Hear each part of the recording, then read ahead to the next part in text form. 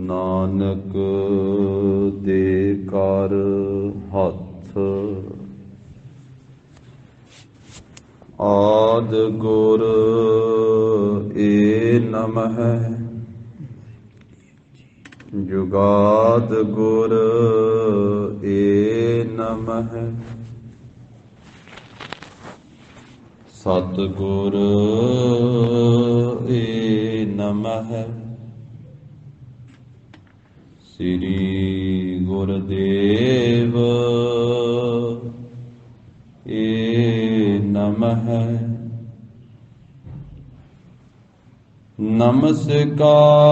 ਨਮਸਕਾਰ ਤਿਸ ਹੀ ਕੋ ਹਮਾਰੀ ਸਕਲ ਪ੍ਰਜਾ ਜਿਨ ਆਪ ਸਵਾਰੀ ਕਾਮ ਕ੍ਰੋਧ ਅਰ ਲੋਭ ਮੋਹ ਬਿਨਸ ਜਾਏ ਅਹਮੇਵ ਨਾਨਕ ਪ੍ਰਭ ਸਰਨਾਗਤੀ ਕਰ ਪ੍ਰਸਾਦ ਗੁਰਦੇਵ ਗੁਰੂ ਗੁਰੂ ਗੁਰ ਕਰ ਮਨ ਮੋਰ ਗੁਰੂ ਬਿਨਾ ਮੈਂ ਨਾਹੀ ਹੋਰ ਗੁਰ ਕੀ ਟੇਕ ਰਹੋ ਦਿਨ ਰਾਤ ਜਾ ਕੀ ਕੋਇ ਨ ਮਿਟੈ ਦਾਤ ਗੁਰ ਜੈਸਾ ਨਾਹੀ ਕੋ ਦੇਵ ਜਿਸ ਮਸਤਕ ਭਾਗ ਸੋ ਲਾਗਾ ਸੇਵ ਸੋ ਕਹੋ ਟਲ ਗੁਰ ਸੇਵੀਐ ਅਹਨਿਸ ਸਹਜ ਸੁਭਾਏ ਦਰਸ਼ਨ ਪਰਸੈ ਗੁਰੂ ਕੈ ਜਨਮ ਮਰਨ ਦੁਖ ਜਾਏ ਗਿਆਨ ਧਿਆਨ ਕਿਛ ਕਰਮ ਨਾ ਜਾਣਾ ਸਾਰ ਨਾ ਜਾਣਾ ਤੇਰੀ ਸਭ ਤੇ ਵੱਡਾ ਸਤਿਗੁਰ ਨਾਨਕ ਜਿਨ ਕਲ ਰਾਖੀ ਮੇਰੀ। ਸਤਿਨਾਮ ਵਾਹਿਗੁਰੂ ਸਾਹਿਬ ਜੀ। ਹਰਿ ਜੀਓ ਗੁਫਾ ਅੰਦਰ ਰੱਖ ਕੇ ਵਾਜਾ ਪਵਨ ਵਜਾਇਆ ਵਜਾਇਆ ਵਾਜਾ ਪੌਣ ਨੌ ਦੁਆਰੇ ਪ੍ਰਗਟ ਕੀਏ ਦਸਵਾ ਗੁਪਤ ਰਖਾਇਆ ਗੁਰਦੁਆਰੇ ਲਾਏ ਪਾਵਨੀ ਇਕ ਨਾ ਦਸਵਾ ਦਵਾਰ ਦਿਖਾਇਆ ਤਹ ਅਨੇਕ ਰੂਪ ਨਾਉ ਨਵ ਨਿਧ ਤਿਸ ਦਾ ਅੰਤ ਨਾ ਜਾਈ ਪਾਇਆ ਕਹੈ ਨਾਨਕ ਹਰ ਪਿਆਰੇ ਜੀਓ ਗੁਫਾ ਅੰਦਰ ਰੱਖ ਕੇ ਵਾਜਾ ਪਵਨ ਵਜਾਇਆ ਤਹਿ ਅਨੇਕ ਰੂਪ ਨਾਉ ਨਵ ਨਿਧ ਇਸ ਦਾ ਅੰਤ ਨਾ ਜਾਈ ਪਾਇਆ ਕਹੈ ਨਾਨਕ ਹਰ ਪਿਆਰੇ ਜੀਓ ਗੁਫਾ ਅੰਦਰ ਰੱਖ ਕੇ ਵਾਜਾ ਪਵਨ ਵਜਾਇਆ ਵਾਹਿਗੁਰੂ ਜੀ ਕਾ ਖਾਲਸਾ, ਵਾਹਿਗੁਰੂ ਜੀ ਕੀ ਫਤਿਹ। ਜਾਹਰ ਜਹੂਰ ਹਾਜ਼ਰ ਹਜੂਰ, ਸਰਬ ਕਲਾ ਭਰਪੂਰ, ਪਤਿਤ ਪਾਵਨ ਭਗਤ ਵਸ਼ਲ, ਅੰਤਰਜਾਮੀ ਗਰੀਬ ਨਵਾਜ, ਦਸਾਂ ਪਾਤਸ਼ਾਹੀਆਂ ਦੀ ਜੋਤ, ਤਖਤ ਚੌਰ ਛਤਰ ਦੇ ਮਾਲਕ, ਧੰਨ ਸ੍ਰੀ ਗੁਰੂ ਗ੍ਰੰਥ ਸਾਹਿਬ ਜੀ ਮਹਾਰਾਜ। ਸਤਿਗੁਰਾਂ ਦੀ ਅਪਰੰਪਾਰ ਕਿਰਪਾ ਰਹਿਮਤ ਦਾ ਸਦਕਾ ਜਗਤ ਗੁਰੂ ਜਾਹਰ ਪੀਰ ਜਗਤ ਗੁਰ ਬਾਬਾ ਧੰਨ ਸ੍ਰੀ ਗੁਰੂ ਨਾਨਕ ਦੇਵ ਸਾਹਿਬ ਜੀ ਮਹਾਰਾਜ, ਸਤਿਗੁਰਾਂ ਦੇ ਪਾਵਨ ਪਵਿੱਤਰ ਅਸਥਾਨ ਗੁਰਦੁਆਰਾ ਸ੍ਰੀ ਵੇਰ ਸਾਹਿਬ ਜੀ ਵਿਖੇ ਗੁਰੂ ਚਰਨਾਂ ਦੀ ਹਾਜ਼ਰੀ ਭਰ ਰਹੀ ਸਤਿਗੁਰਾਂ ਦੀ ਸਾਜੀ ਨਵਾਜੀ ਹੋਈ ਸਾਧ ਸੰਗਤ ਜੀਓ, ਗਰੀਬ ਨਵਾਜ ਸਾਹਿਬ ਜੀ ਨੇ ਕਿਰਪਾ ਕੀਤੀ ਹੈ ਆਪਣੇ ਅੰਮ੍ਰਿਤਮਈ ਦੀਦਾਰ ਬਖਸ਼ਿਸ਼ ਕੀਤੇ ਸਤ ਸੰਗਤ ਦਾ ਅਮੋਲਕ ਸੁਭਾਗਾ ਸਮਾਂ ਬਖਸ਼ਿਸ਼ ਕੀਤਾ ਹੈ। ਸਤਿਗੁਰਾਂ ਦੇ ਦਰ ਘਰ ਦੀ ਮਰਿਆਦਾ ਅਨੁਸਾਰ ਅੰਮ੍ਰਿਤ ਵੇਲੇ ਤੋਂ ਪੰਜ ਬਾਣੀਆਂ ਦਾ ਨਿਤਨੇਮ, ਆਸਾ ਕੀ ਵਾਰ ਦਾ ਕੀਰਤਨ ਸਤਿਗੁਰਾਂ ਦੀ ਪਾਵਨ ਹਜ਼ੂਰੀ ਅੰਦਰ ਹੋਇਆ ਹੈ। ਲੜੀਵਾਰ ਰੂਪ ਦੇ ਵਿੱਚ ਅੱਜ ਦਾ ਜੋ ਪਾਵਨ ਉਪਦੇਸ਼ ਸਤਿਗੁਰੂ ਜੀ ਬਖਸ਼ਿਸ਼ ਕਰ ਰਹੇ ਹਨ, 922 ਅੰਗ ਤੇ ਤੀਜੇ ਪਾਤਸ਼ਾਹ ਮਹਾਰਾਜ ਆਪਣੀ ਪਵਿੱਤਰ ਰਸਨਾ ਤੋਂ ਸ੍ਰੀ ਆਨੰਦ ਸਾਹਿਬ ਬਾਣੀ ਦੇ ਅੰਦਰ 78ਵੀਂ ਪੌੜੀ ਦੁਆਰਾ ਮਹਾਨ ਪਵਿੱਤਰ ਉਪਦੇਸ਼ ਦੀ ਬਖਸ਼ਿਸ਼ ਕਰਦੇ ਹਨ। ਔਰ ਇਸ ਪੌੜੀ ਦੇ ਅੰਦਰ ਸਤਿਗੁਰੂ ਜੀ ਨੇ 9 ਦੁਆਰਿਆਂ ਦਾ ਜਿੱਥੇ ਜ਼ਿਕਰ ਕੀਤਾ ਹੈ, ਉੱਥੇ ਸਤਿਗੁਰੂ ਜੀ ਨੇ 10ਵੇਂ ਦੁਆਰ ਦਾ ਵੀ ਜ਼ਿਕਰ ਕੀਤਾ ਹੈ।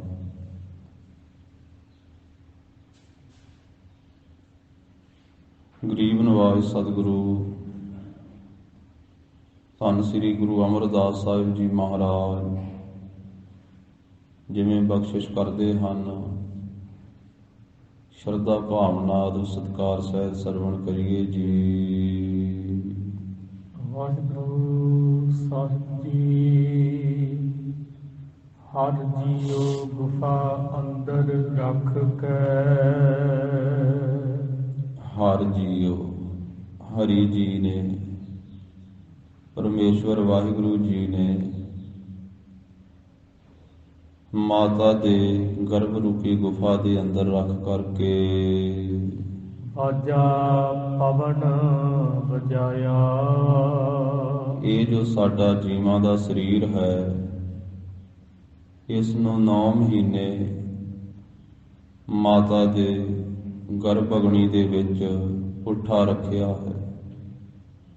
ਮੁਖ ਤਲੇ ਪੈਰ ਉੱਪਰ ਏਵ ਸੰਦੋ ਕੋਹ ਥੜਾ ਥਾਏ।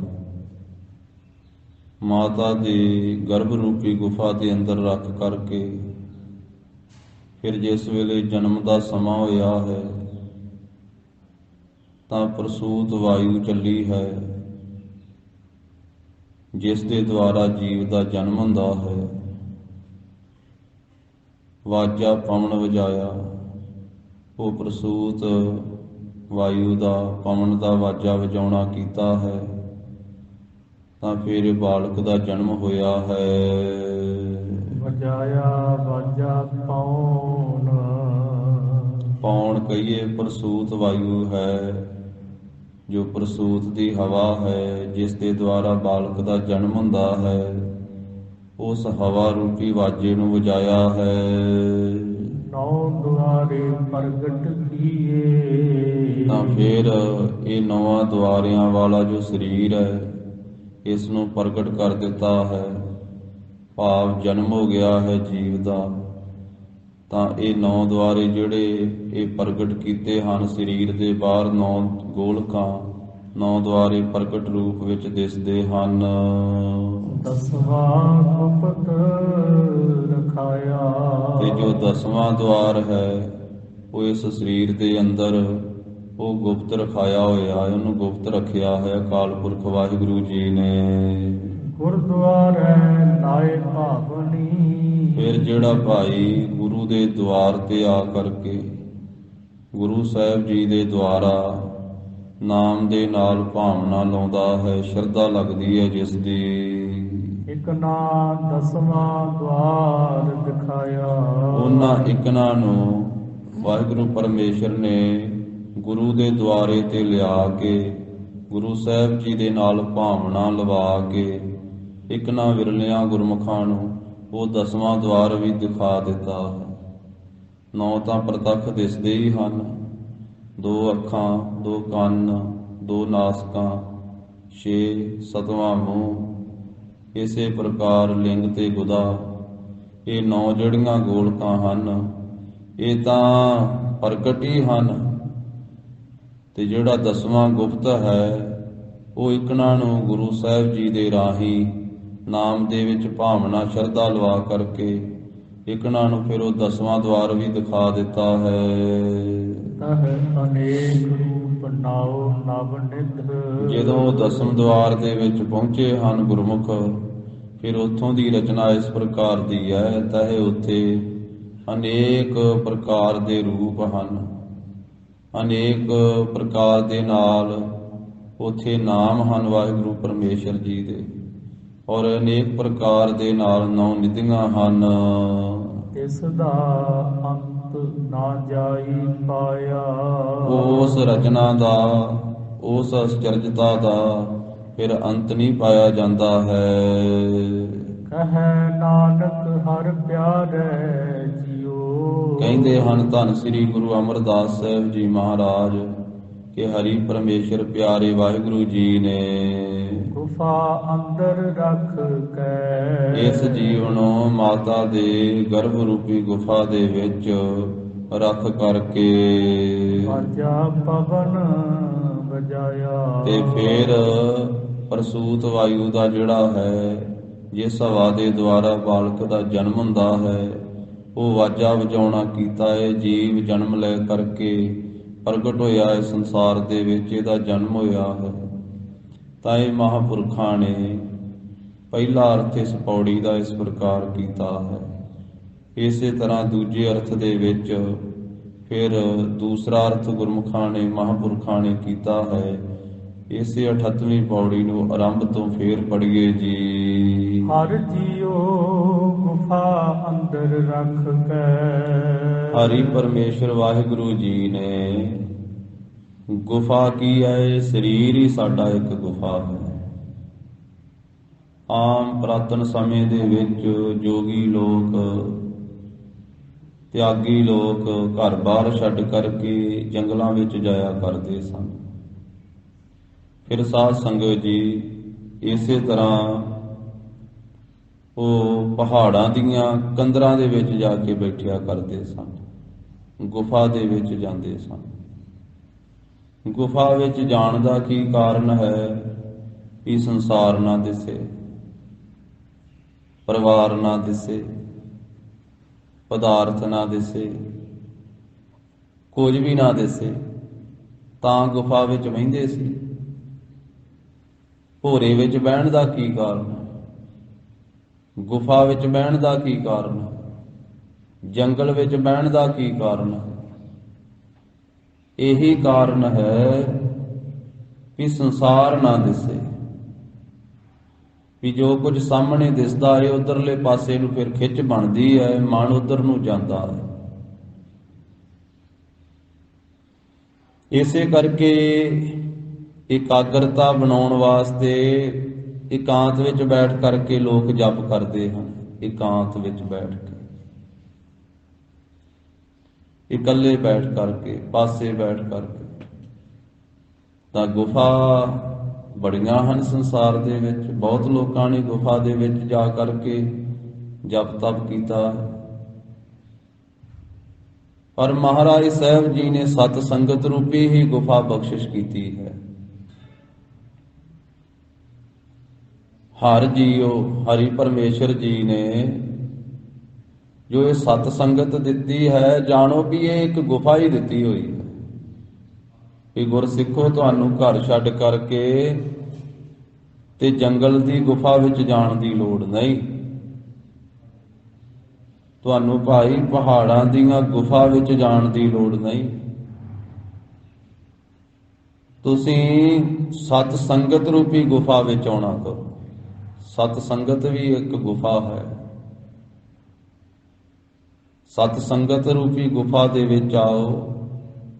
ਇੱਥੇ ਆ ਕਰਕੇ ਗੁਰੂ ਕੇ ਉਪਦੇਸ਼ ਨੂੰ ਸਰਵਣ ਕਰੋ, ਮੰਨਣ ਕਰੋ, ਉਹਦੇ ਨਿਧਿਆਸਨ ਕਰੋ, ਕਮਾਈ ਕਰੋ। ਤਾਂ ਮਹਾਰਾਜ ਸਾਹਿਬ ਜੀ ਧੰਨ ਗੁਰੂ ਅਮਰਦਾਸ ਸਾਹਿਬ ਫਰਮਾਉਂਦੇ ਹਨ, ਹਰ ਜੀਓ ਹਰੀ ਜੀ ਨੇ, ਵਾਹਿਗੁਰੂ ਜੀ ਨੇ ਸਤ ਸੰਗਤ ਰੂਪੀ ਗੁਫਾ ਦੇ ਅੰਦਰ ਜੀਵ ਨੂੰ ਰੱਖ ਕਰਕੇ ਜੀਵ ਨੂੰ ਸਤ ਸੰਗਤ ਰੂਪੀ ਗੁਫਾ ਦੇ ਵਿੱਚ ਲਿਆਂਦਾ ਹੈ।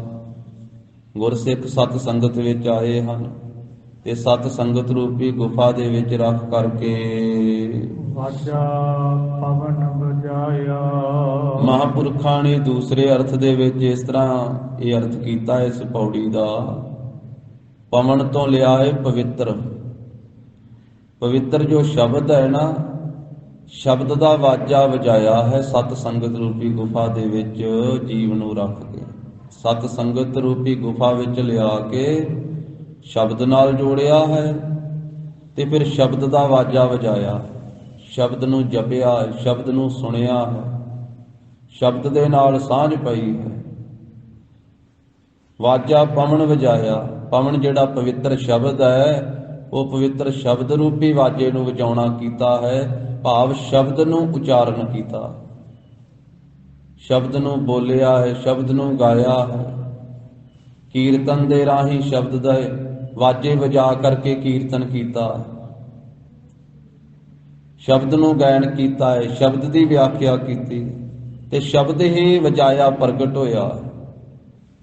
ਸ਼ਬਦ ਰੂਪੀ ਵਾਜਾ ਹਰੀ ਜੀ ਨੇ ਸਤ ਸੰਗਤ ਦੇ ਵਿੱਚ ਵਜਾਉਣਾ ਕੀਤਾ, ਸ਼ਬਦ ਨੂੰ ਪ੍ਰਗਟ ਕਰਨਾ ਕੀਤਾ ਹੈ। ਵਜਾਇਆ ਵਾਜਾ ਪੌਣ ਜੋ ਪਵਿੱਤਰ ਸ਼ਬਦ ਹੈ, ਸ਼ਬਦ ਦਾ ਵਾਜਾ ਮਹਾਰਾਜ ਸਾਹਿਬ ਜੀ ਨੇ ਵਜਾਇਆ ਗੁਰਸਿੱਖਾਂ ਦੇ ਹਿਰਦੇ ਅੰਦਰ। ਨੌ ਦੁਆਰੇ ਪ੍ਰਗਟ ਕੀਏ। ਤੇ ਜਿਹੜੇ 9 ਦੁਆਰੇ ਪ੍ਰਗਟ ਹੀ ਆ ਨਾ ਦਿਸਣ ਵਾਲੇ, ਇਹਨਾਂ ਦੇ ਮਹਾਰਾਜ ਸਾਹਿਬ ਜੀ ਨੇ ਵਿਸ਼ੇ ਪ੍ਰਗਟ ਕਰਕੇ ਦੱਸ ਦਿੱਤੇ ਸਤ ਸੰਗਤ ਦੇ ਵਿੱਚ ਆਪਣੇ ਸ਼ਬਦ ਉਪਦੇਸ਼ ਦੇ ਰਾਹੀਂ ਕਿ ਇਹਨਾਂ ਵਿਸ਼ਿਆਂ ਦਾ ਤਿਆਗ ਕਰਨਾ ਹੈ। ਇਹ 9 ਹੀ ਗੋਲਕਾਂ ਨੂੰ ਵਿਸ਼ਿਆਂ ਦੇ ਵੱਲੋਂ ਇਹਨਾਂ ਦਾ ਨਿਰੋਧ ਕਰਨਾ ਹੈ, ਇਹਨਾਂ ਦੀ ਰੋਕਥਾਮ ਕਰਨੀ ਹੈ।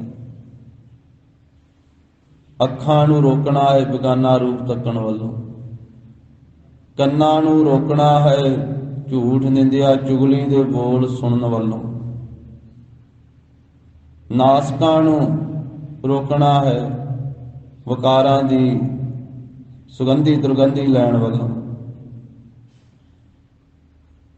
ਕਈ ਵਾਰੀ ਇਹ ਸੁਗੰਧੀ ਲੈ ਕਰਕੇ ਵੀ ਵਕਾਰਾਂ ਵਾਲੇ ਪਾਸੇ ਖਿੱਚਿਆ ਜਾਂਦਾ ਬੰਦੇ ਦਾ ਮਨ, ਤੇ ਸੰਸਾਰ ਦੇ ਲੋਕ ਇੰਨੀਆਂ ਸੁਗੰਧੀਆਂ ਸਰੀਰ ਦੇ ਉੱਤੇ ਲਾਉਂਦੇ ਹਨ, ਉਹ ਸੁਗੰਧੀਆਂ ਦੇ ਨਾਲ ਕੋਈ ਮਨ ਪਵਿੱਤਰ ਥੋੜਾ ਹੁੰਦਾ, ਮਨ ਤੇ ਮੈਲਾ ਹੀ ਹੁੰਦਾ। ਕਿੰਨੀਆਂ ਮਹਿੰਗੀਆਂ ਤੋਂ ਮਹਿੰਗੀਆਂ ਸੁਗੰਧੀਆਂ ਹਨ, ਕਿੰਨੀਆਂ ਮਹਿੰਗੀਆਂ ਤੋਂ ਮਹਿੰਗੀਆਂ ਉਹ ਸੁਗੰਧੀਆਂ ਕਈਆਂ ਰੂਪਾਂ ਦੇ ਵਿੱਚ ਹਨ। ਕਈ ਤਰ੍ਹਾਂ ਦੇ ਸਾਬਣ ਬਣੇ, ਕਈ ਤਰ੍ਹਾਂ ਦੇ ਸੈਂਟ ਬਣੇ, ਕਈ ਤਰ੍ਹਾਂ ਦੀਆਂ ਕਰੀਮਾਂ ਆਦਿਕ ਬਣੀਆਂ। ਤੇ ਉਹ ਨਾਸਕਾਂ ਨੂੰ ਜਿਸ ਵੇਲੇ ਉਹ ਸੁਗੰਧੀ ਆਉਂਦੀ ਹੈ ਤੇ ਮਨ ਉਧਰ ਨੂੰ ਖਿੱਚਿਆ ਜਾਂਦਾ, ਪ੍ਰਭਾਵਿਤ ਹੁੰਦਾ ਹੈ ਮਨ,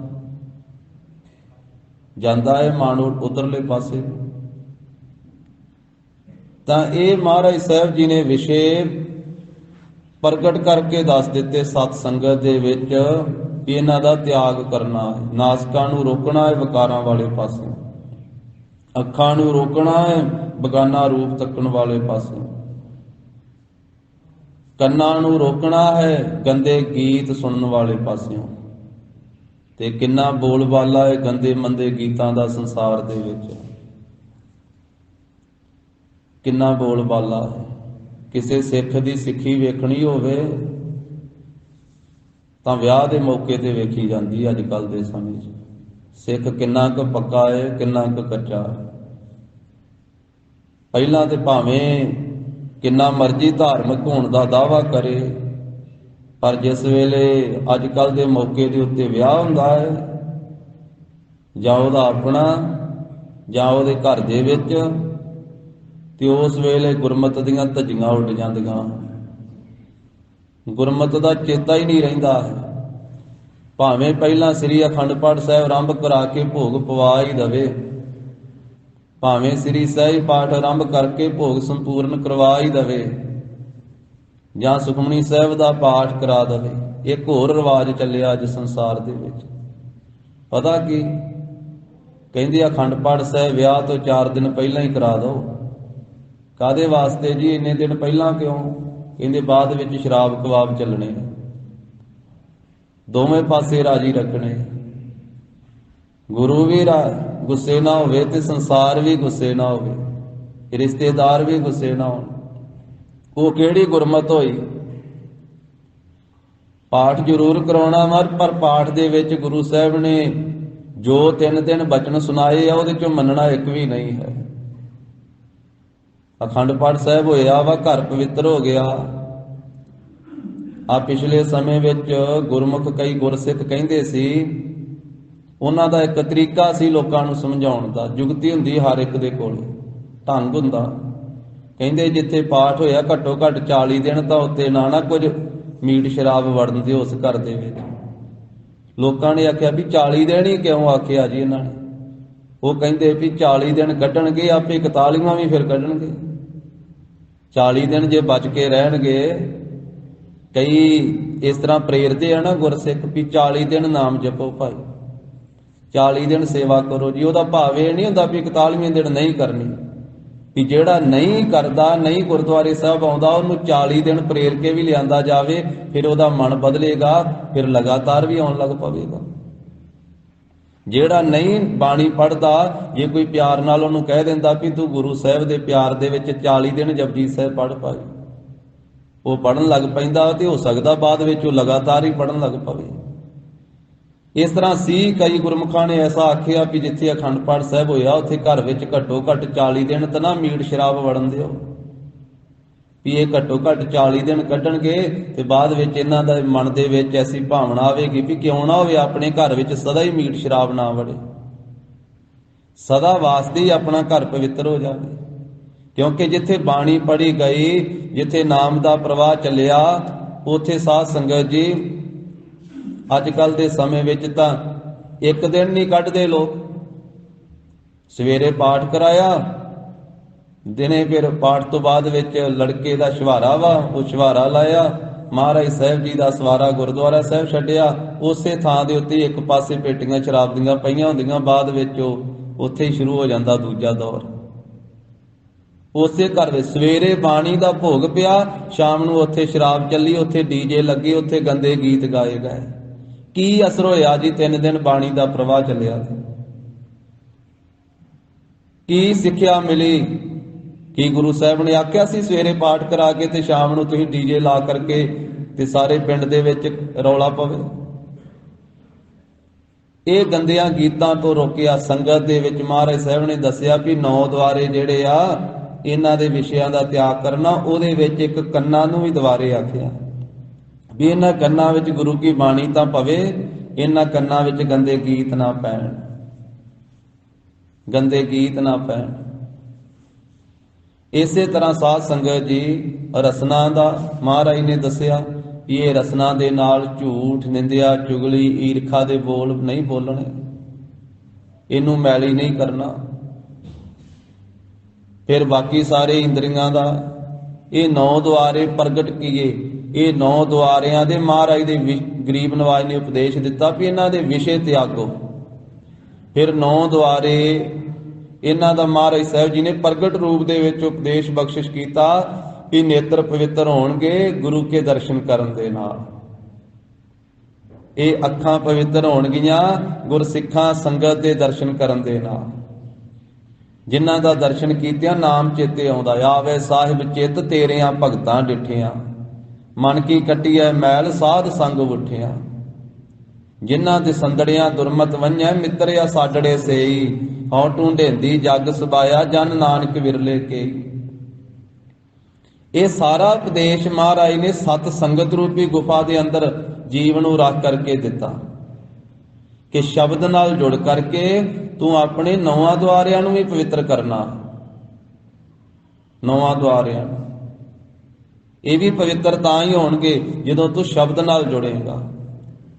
नेत्रा नाल गुरु का दर्शन करेगा, कन्ना नाल गुरु का नाम गुरु की बाणी सुनेगा, रसना नाल गुरु की बाणी बोलेगा। गुर मंत्र मूल मंत्र माला मंत्र ये तेरी रसना ते होवेगा, तेरी रसना पवित्र होवेगी। ये इंद्रिय ये शरीर पवित्र होवेगा सत संगत विच आ करके। पाव सुहावे जां तो धिर जुलदे सीस सुहावा चरनी, मुख सुहावा जां तो जस गावे जियो पया तो सरनी। अंतर गुर आराधना जेहवा जप गुर नाओ, जेहवा जीव तां सफली होवेगी तां पवित्र होवेगी जदों जीव नाल नाम जपिया जावेगा। नेत्री सतगुर पेखना, नेत्र तां सफले होणगे जदों नेत्रां नाल गुरु का दर्शन करेगा। सरवण तां पवित्र होणगे सरवणा दे नाल जदों नाम सुनेगा, बाणी सुनेगा। नेत्री सतगुर पेखना, श्रवणी सुनना गुर नाओ। सतगुर सेती रत्या दरगह पाईऐ ठाओ, कहो नानक कृपा करे जिसनों एह वत दे। ਜਿਹਦੇ ਉੱਤੇ ਵਾਹਿਗੁਰੂ ਜੀ ਕਿਰਪਾ ਕਰਦੇ, ਜਿਸ ਨੂੰ ਇਹ ਵਸਤੂ ਦੇ ਦਿੰਦੇ ਆ ਨਾ, ਇਹ ਦਾਤ ਬਖਸ਼ ਦਿੰਦੇ ਆ, ਉਸ ਨੂੰ ਇਹ ਦਾਤ ਮਿਲਦੀ ਹੈ। ਜਗ ਮਹਿ ਉੱਤਮ ਕਾਢੀਆ ਹੈ ਵਿਰਲੇ ਕਈ ਕੇ। ਉਹ ਫਿਰ ਵਿਰਲੇ ਆ ਕੋਈ ਕੋਈ ਜਿਹੜੇ ਐਸੇ ਹਨ ਜਿਨ੍ਹਾਂ ਨੂੰ ਮਹਾਰਾਜ ਸਾਹਿਬ ਜੀ ਸਤ ਸੰਗਤ ਰੂਪੀ ਗੁਫਾ ਵਿੱਚ ਰੱਖਦੇ, ਫਿਰ ਨਾਮ ਦਾ ਸ਼ਬਦ ਦਾ ਵਾਜਾ ਵਜਾਉਂਦੇ ਹਨ। ਜਿਨ੍ਹਾਂ ਦੇ ਹਿਰਦੇ ਵਿੱਚ ਮਹਾਰਾਜ ਸਾਹਿਬ ਜੀ ਨੇ ਸ਼ਬਦ ਦਾ ਵਾਜਾ ਵਜਾਇਆ, ਜਿਨ੍ਹਾਂ ਨੇ ਸ਼ਬਦ ਨੂੰ ਜਪਿਆ, ਸ਼ਬਦ ਨੂੰ ਗਾਇਆ, ਸ਼ਬਦ ਨੂੰ ਮੰਨਿਆ, ਫਿਰ 9 ਦੁਆਰੇ ਉਹਨਾਂ ਦੇ ਜਿਹੜੇ ਪ੍ਰਗਟ ਰੂਪ ਦੇ ਵਿੱਚ ਪਵਿੱਤਰ ਹੋ ਗਏ। 9 ਦੁਆਰਿਆਂ ਦੇ ਵਿਸ਼ੇ ਉਹਨਾਂ ਨੇ ਤਿਆਗ ਦਿੱਤੇ। ਕਾਮ ਕ੍ਰੋਧ ਲੋਭ ਮੋਹ ਹੰਕਾਰ ਦਾ ਤਿਆਗ ਕੀਤਾ, ਝੂਠ ਨਿੰਦਿਆ ਚੁਗਲੀ ਈਰਖਾ ਬਖੀਲੀ ਦਾ ਤਿਆਗ ਕੀਤਾ, ਸ਼ਬਦ ਸਪਰਸ਼ ਰੂਪ ਰਸ ਗੰਧ ਦਾ ਤਿਆਗ ਕੀਤਾ। ਜਿਨ੍ਹਾਂ ਇੱਕ ਇੱਕ ਵਿਸ਼ਿਆਂ ਕਰਕੇ ਇੱਕ ਇੱਕ ਜੀਵ ਦੀ ਹੱਤਿਆ ਹੋ ਗਈ। ਭਗਤ ਰਵਿਦਾਸ ਸਾਹਿਬ ਜੀ ਨੇ ਆਖਿਆ, ਇੱਕ ਇੱਕ ਵਿਸ਼ੇ ਕਰਕੇ ਇੱਕ ਇੱਕ ਜੀਵ ਮਾਰਿਆ ਗਿਆ, ਬੰਦੇ ਦੇ ਵਿੱਚ ਤੇ ਪੰਜੇ ਹੀ ਆਏ, ਕਿਵੇਂ ਬਚੇ। ਅੱਖਾਂ ਦਾ ਵਿਸ਼ਾ ਸੀ ਪਤੰਗੇ ਦੇ ਕੋਲੇ, ਭੰਬਟ ਦੇ ਕੋਲੇ, ਉਹ ਮਾਰਿਆ ਗਿਆ ਦੀਵੇ ਦੀ ਲਾਟ ਤੇ। ਉਹ ਦੀਵੇ ਦੀ ਲਾਟ ਨੂੰ ਵੇਂਦਾ ਵੇਂਦਾ ਉਹਦੀਆਂ ਪਰਿਕਰਮਾ ਕਰਦਾ ਕਰਦਾ ਪਤੰਗਾ ਮਾਰਿਆ ਗਿਆ, ਸੜ ਕੇ ਵਿੱਚ ਹੀ ਸੁਆਹ ਹੋ ਗਿਆ ਦੀਵੇ ਦੀ ਲਾਟ ਉੱਤੇ। ਸਿਰਫ ਇੱਕ ਵਿਸ਼ਾ ਸੀ ਉਹਨੂੰ ਅੱਖਾਂ ਦਾ। ਉਹ ਲਾਟ ਦੀ ਚਮਕ ਵੇਂਦਾ ਵੇਂਦਾ ਹੀ ਉਹਦੇ ਵਿੱਚ ਹੀ ਉਹ ਸੜ ਕੇ ਖਤਮ ਹੋ ਗਿਆ।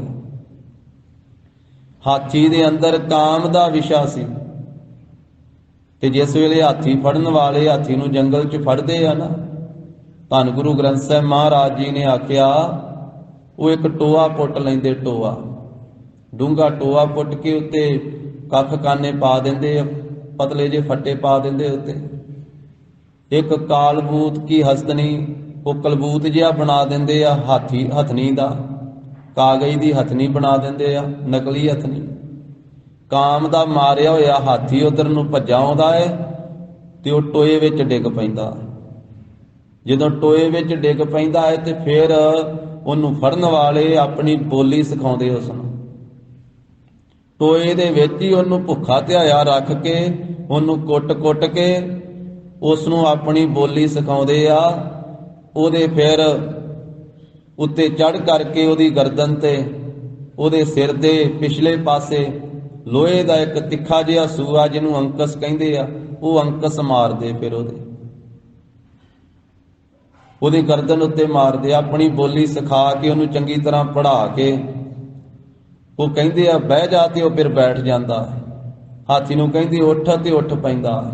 ਉਹਨੂੰ ਕਹਿੰਦੇ ਸੱਜੇ ਹੋ, ਸੱਜੇ ਹੁੰਦਾ ਖੱਬੇ ਹੋ, ਪਿੱਛੇ ਹੋ, ਅੱਗੇ ਹੋ, ਉੱਪਰ ਹੋ, ਥੱਲੇ ਹੋ। ਪੂਰੀ ਆਪਣੀ ਪੜ੍ਹਾਈ ਪੜ੍ਹਾ ਕੇ ਫਿਰ ਉਹਨੂੰ ਕੱਢਦੇ ਬਾਹਰ, ਤੇ ਫਿਰ ਗਲੀ ਗਲੀ ਲਈ ਫਿਰਦੇ, ਬਾਜ਼ਾਰਾਂ 'ਚ ਲਈ ਫਿਰਦੇ ਆ। ਜਿਵੇਂ ਇੱਕ ਛੋਟਾ ਜਿਹਾ ਪਸ਼ੂ ਹੁੰਦਾ ਹੈ, ਉਸ ਤਰ੍ਹਾਂ ਉਹ ਹਾਥੀ ਨੂੰ ਤੋਰੀ ਫਿਰਦੇ ਆ। ਉਹ ਕਿਵੇਂ ਕਾਬੂ ਆਇਆ ਇੰਨੀ ਤਾਕਤ ਵਾਲਾ, ਇੰਨਾ ਵੱਡਾ ਕਿਵੇਂ ਕਾਬੂ ਆਇਆ? ਇੱਕ ਕਾਮ ਕਰਕੇ। ਇੱਕ ਵਿਸ਼ਾ ਸੀ ਹਾਥੀ ਦੇ ਵਿੱਚ ਕਾਮ ਦਾ, ਤੇ ਉਹ ਇੰਨੀ ਤਾਕਤ ਦਾ ਮਾਲਕ ਹੁੰਦਿਆਂ ਉਹ ਇੱਕ ਮਨੁੱਖ ਦੇ ਕਾਬੂ ਆ ਗਿਆ। ਫਿਰ ਆਪਣੇ ਸਿਰ ਦੇ ਉੱਤੇ ਉਹ ਕੁੰਡੇ ਸਹਾਰਦਾ ਹੈ, ਅੰਕਸ ਸਹਾਰਦਾ ਹੈ। ਕਾਮ ਸੁਆਏ ਗਜ ਬਸ ਪਰੇ ਮਨ ਪੌਰਾ ਰੇ, ਅੰਕਸ ਸਹਿਓ ਸੀਸ। ਸਿਰ ਦੇ ਉੱਤੇ ਅੰਕਸ ਸਹਾਰਦਾ, ਲੋਹੇ ਦਾ ਕੁੰਡਾ। ਉਹਦੇ ਵਿੱਚ ਇੱਕ ਵਿਸ਼ਾ ਸੀ ਕਾਮ ਦਾ।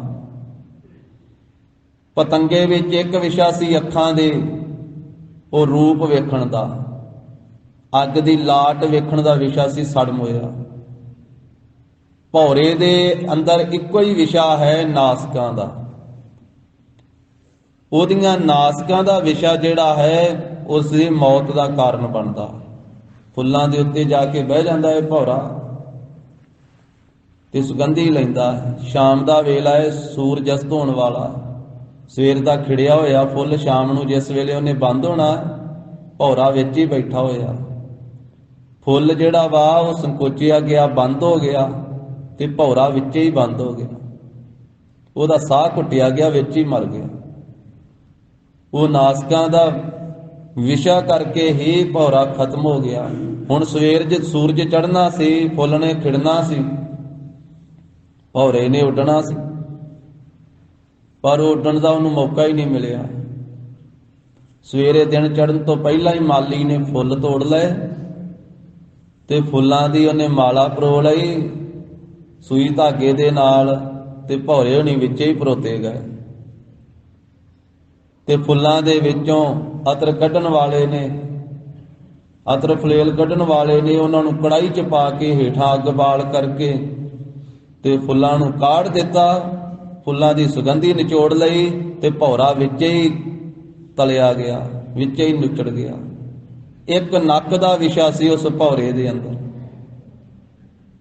ਇਸੇ ਤਰੀਕੇ ਦੇ ਨਾਲ ਜਿਹੜਾ ਹਿਰਨ ਹੈ, ਹਿਰਨ ਦੇ ਅੰਦਰ ਇੱਕੋ ਹੀ ਵਿਸ਼ਾ ਹੈ, ਕੰਨਾਂ ਦਾ ਵਿਸ਼ਾ। ਘੰਡੇੜੇ ਦਾ ਸ਼ਬਦ ਸੁਣਨ ਦਾ ਵਿਸ਼ਾ, ਘੰਡੇੜੇ ਦਾ ਆਵਾਜ਼ ਸੁਣਨ ਦਾ ਵਿਸ਼ਾ। ਜਦੋਂ ਸ਼ਿਕਾਰੀ ਲੋਕ ਹਿਰਨ ਨੂੰ ਫੜਦੇ ਆ ਤੇ ਉਹ ਫਿਰ ਘੰਡੇੜੇ ਦੀ ਆਵਾਜ਼ ਸੁਣਾਉਂਦੇ ਉਸ ਨੂੰ। ਇੱਕ ਤਰ੍ਹਾਂ ਦੇ ਘੜੇ ਦੇ ਵਿੱਚ ਉਹ ਮੋਰ ਦੇ ਖੰਭ ਪਾ ਕਰਕੇ ਇੱਕ ਤਰੀਕੇ ਨਾਲ ਉਹ ਆਵਾਜ਼ ਜਿਹੜੀ ਉਹਦੀ ਬਣਾਈ ਜਾਂਦੀ ਹੈ, ਜਿਹਨੂੰ ਘੰਡੇੜੇ ਦੀ ਆਵਾਜ਼ ਕਹਿੰਦੇ। ਉਹਦੇ ਤੇ ਇੰਨਾ ਮਸਤ ਹੋਇਆ ਕਿ ਅੱਖਾਂ ਮੀਟ ਕਰਕੇ ਉਧਰ ਨੂੰ ਤੁਰਿਆ ਆਉਂਦਾ ਹਿਰਨ। ਮਸਤ ਹੋ ਕਰਕੇ ਉਸ ਆਵਾਜ਼ ਦੇ ਸੁਣਨ ਦੇ ਵਿੱਚ ਮਸਤ ਹੋ ਗਿਆ ਤੇ ਖਲੋ ਗਿਆ, ਤੇ ਸ਼ਿਕਾਰੀ ਨੇ ਉਹਨੂੰ ਫੜ ਕੇ ਤੇ ਮਾਰ ਲਿਆ। ਮਰ ਗਿਆ ਕੰਨਾਂ ਦੇ ਵਿਸ਼ੇ ਕਰਕੇ ਹਿਰਨ। ਇੱਕ ਵਿਸ਼ਾ ਸੀ ਮੱਛੀ ਦੇ ਅੰਦਰ, ਜੀਭ ਦਾ ਵਿਸ਼ਾ, ਰਸਨਾ ਦਾ ਵਿਸ਼ਾ। ਮੱਛੀ ਨੂੰ ਫੜਨ ਵਾਲੇ ਨੇ ਇੱਕ ਨਿੱਕੀ ਜਿਹੀ ਕੁੰਡੀ ਲਈ ਆ, ਉਹ ਸੂਤ ਦੇ ਅੱਗੇ ਉਹ ਕੁੰਡੀ ਜੀ ਲਾ ਕਰਕੇ ਤੇ ਉਹਦੇ ਅਗਲੇ ਪਾਸੇ ਇੱਕ ਨਿੱਕਾ ਜਿਹਾ ਮਾਸ ਦਾ ਟੁਕੜਾ ਲਾ ਦਿੱਤਾ ਜਾਂ ਥੋੜਾ ਜਿਹਾ ਆਟਾ ਲਾ ਦਿੱਤਾ। ਉਹਨੂੰ ਦਰਿਆ ਦੇ ਵਿੱਚ ਸੁੱਟਿਆ, ਨਦੀ ਦੇ ਵਿੱਚ ਸੁੱਟਿਆ, ਤੇ ਮੱਛੀ ਖਾਣ ਵਾਸਤੇ ਆਈ ਆ ਜੀਭ ਦੇ ਚਸਕੇ ਕਰਕੇ। ਜਦੋਂ ਆਈ ਹੈ ਖਾਣ ਵਾਸਤੇ, ਉਹ ਲੱਗੀ ਉਹ ਨਿੱਕੇ ਜਿਹੇ ਮਾਸ ਦੇ ਟੁਕੜੇ ਨੂੰ ਖਾਣ ਜਿਹੜਾ ਉੱਤੇ ਲਾਇਆ ਹੋਇਆ ਸੀ। ਜਦੋਂ ਉਹਦੇ ਮੂੰਹ ਵਿੱਚ ਗਿਆ ਹੈ ਤੇ ਉਹ ਸੰਘ ਦੇ ਵਿੱਚ ਫਸ ਗਈ ਹੈ ਕੁੰਡੀ, ਹਲਕ ਦੇ ਵਿੱਚ ਗਲੇ ਵਿੱਚ ਉਹ ਕੁੰਡੀ ਫਸ ਗਈ ਹੈ। ਖਾਣ ਵਾਸਤੇ ਆਈ ਸੀ ਆਪ ਮਾਸ ਦਾ ਟੁਕੜਾ ਤੇ ਬਣ ਗਈ ਆਪ ਕਿਸੇ ਦਾ ਖਾਣਾ। ਉਹ ਕੁੰਡੀ ਗਲ ਵਿੱਚ ਫਸ ਗਈ ਤੇ ਮਾਰੀ ਗਈ ਹੈ ਮੱਛੀ। ਭਗਤ ਰਵਿਦਾਸ ਸਾਹਿਬ ਜੀ ਨੇ ਆਖਿਆ ਇਹਨਾਂ ਪੰਜਾਂ ਦੇ ਵਿੱਚ ਇੱਕ ਇੱਕ ਵਿਸ਼ਾ ਸੀ, ਇਹ ਇੱਕ ਇੱਕ ਵਿਸ਼ੇ ਨੇ ਇਹਨਾਂ ਨੂੰ ਮਾਰ ਦਿੱਤਾ। ਹਿਰਨ ਦੇ ਅੰਦਰ ਇੱਕੋ ਹੀ ਵਿਸ਼ਾ ਸੀ ਕੰਨਾਂ ਦਾ, ਉਹ ਕੰਨਾਂ ਦੇ ਵਿਸ਼ੇ ਨੇ ਹਿਰਨ ਨੂੰ ਮਾਰ ਦਿੱਤਾ। ਮੱਛੀ ਦੇ ਅੰਦਰ ਇੱਕੋ ਹੀ ਰਸਨਾ ਦਾ, ਜੀਭ ਦਾ ਚਸਕਾ ਸੀ, ਮੱਛੀ ਨੂੰ ਮਾਰ ਦਿੱਤਾ। ਭੌਰੇ ਦੇ ਅੰਦਰ ਇੱਕੋ ਹੀ ਨਾਸਕਾਂ ਦਾ ਵਿਸ਼ਾ ਸੀ, ਉਹ ਨਾਸਕਾਂ ਦੇ ਵਿਸ਼ੇ ਨੇ ਭੌਰੇ ਨੂੰ ਮਾਰ ਦਿੱਤਾ। ਔਰ ਇਸੇ ਤਰ੍ਹਾਂ ਪਤੰਗੇ ਦੇ ਅੰਦਰ ਇੱਕੋ ਹੀ ਅੱਖਾਂ ਦਾ ਵਿਸ਼ਾ ਸੀ, ਉਹਨੇ ਪਤੰਗੇ ਨੂੰ ਖਤਮ ਕਰ ਦਿੱਤਾ। ਹਾਥੀ ਦੇ ਅੰਦਰ ਕਾਮ ਦਾ ਵਿਸ਼ਾ ਸੀ, ਹਾਥੀ ਮਾਰਿਆ ਗਿਆ। ਮਨੁੱਖ ਦੇ ਅੰਦਰ ਤਾਂ ਇਹ ਪੰਜੇ ਹੀ ਵਿਸ਼ੇ ਹਨ, ਅੱਖਾਂ ਦਾ ਵੀ ਹੈ, ਕੰਨਾਂ ਦਾ ਵੀ ਹੈ, ਨਾਸਕਾਂ ਦਾ ਵਿਸ਼ਾ ਵੀ ਹੈ, ਔਰ ਇਸੇ ਤਰ੍ਹਾਂ ਇਹ ਰਸਨਾ ਦਾ, ਜੀਭ ਦਾ ਚਸਕਾ ਵੀ ਹੈ। ਇਹਦੇ ਅੰਦਰ ਤੇ ਸਾਰੇ ਹੀ ਵਿਕਾਰ ਹਨ, ਕਾਮ ਵੀ ਹੈ, ਕ੍ਰੋਧ ਵੀ ਹੈ, ਲੋਭ ਵੀ ਹੈ, ਮੋਹ ਤੇ ਹੰਕਾਰ ਵੀ ਹੈ। ਸ਼ਬਦ, ਸਪਰਸ਼, ਰੂਪ, ਰਸ, ਗੰਧ, ਇਹ ਸਾਰੇ ਹੀ ਹਨ ਇਸ ਦੇ ਅੰਦਰ। ਮ੍ਰਿਗ, ਮੀਨ, ਭ੍ਰਿੰਗ, ਪਤੰਗ, ਕੁੰਚਰ, ਏਕ ਦੋਖ ਵਿਨਾਸ਼, ਪੰਚ ਦੋਖ ਅਸਾਧ ਜਾਮਹਿ, ਤਾਕੀ ਕੇਤਕ ਆਸ।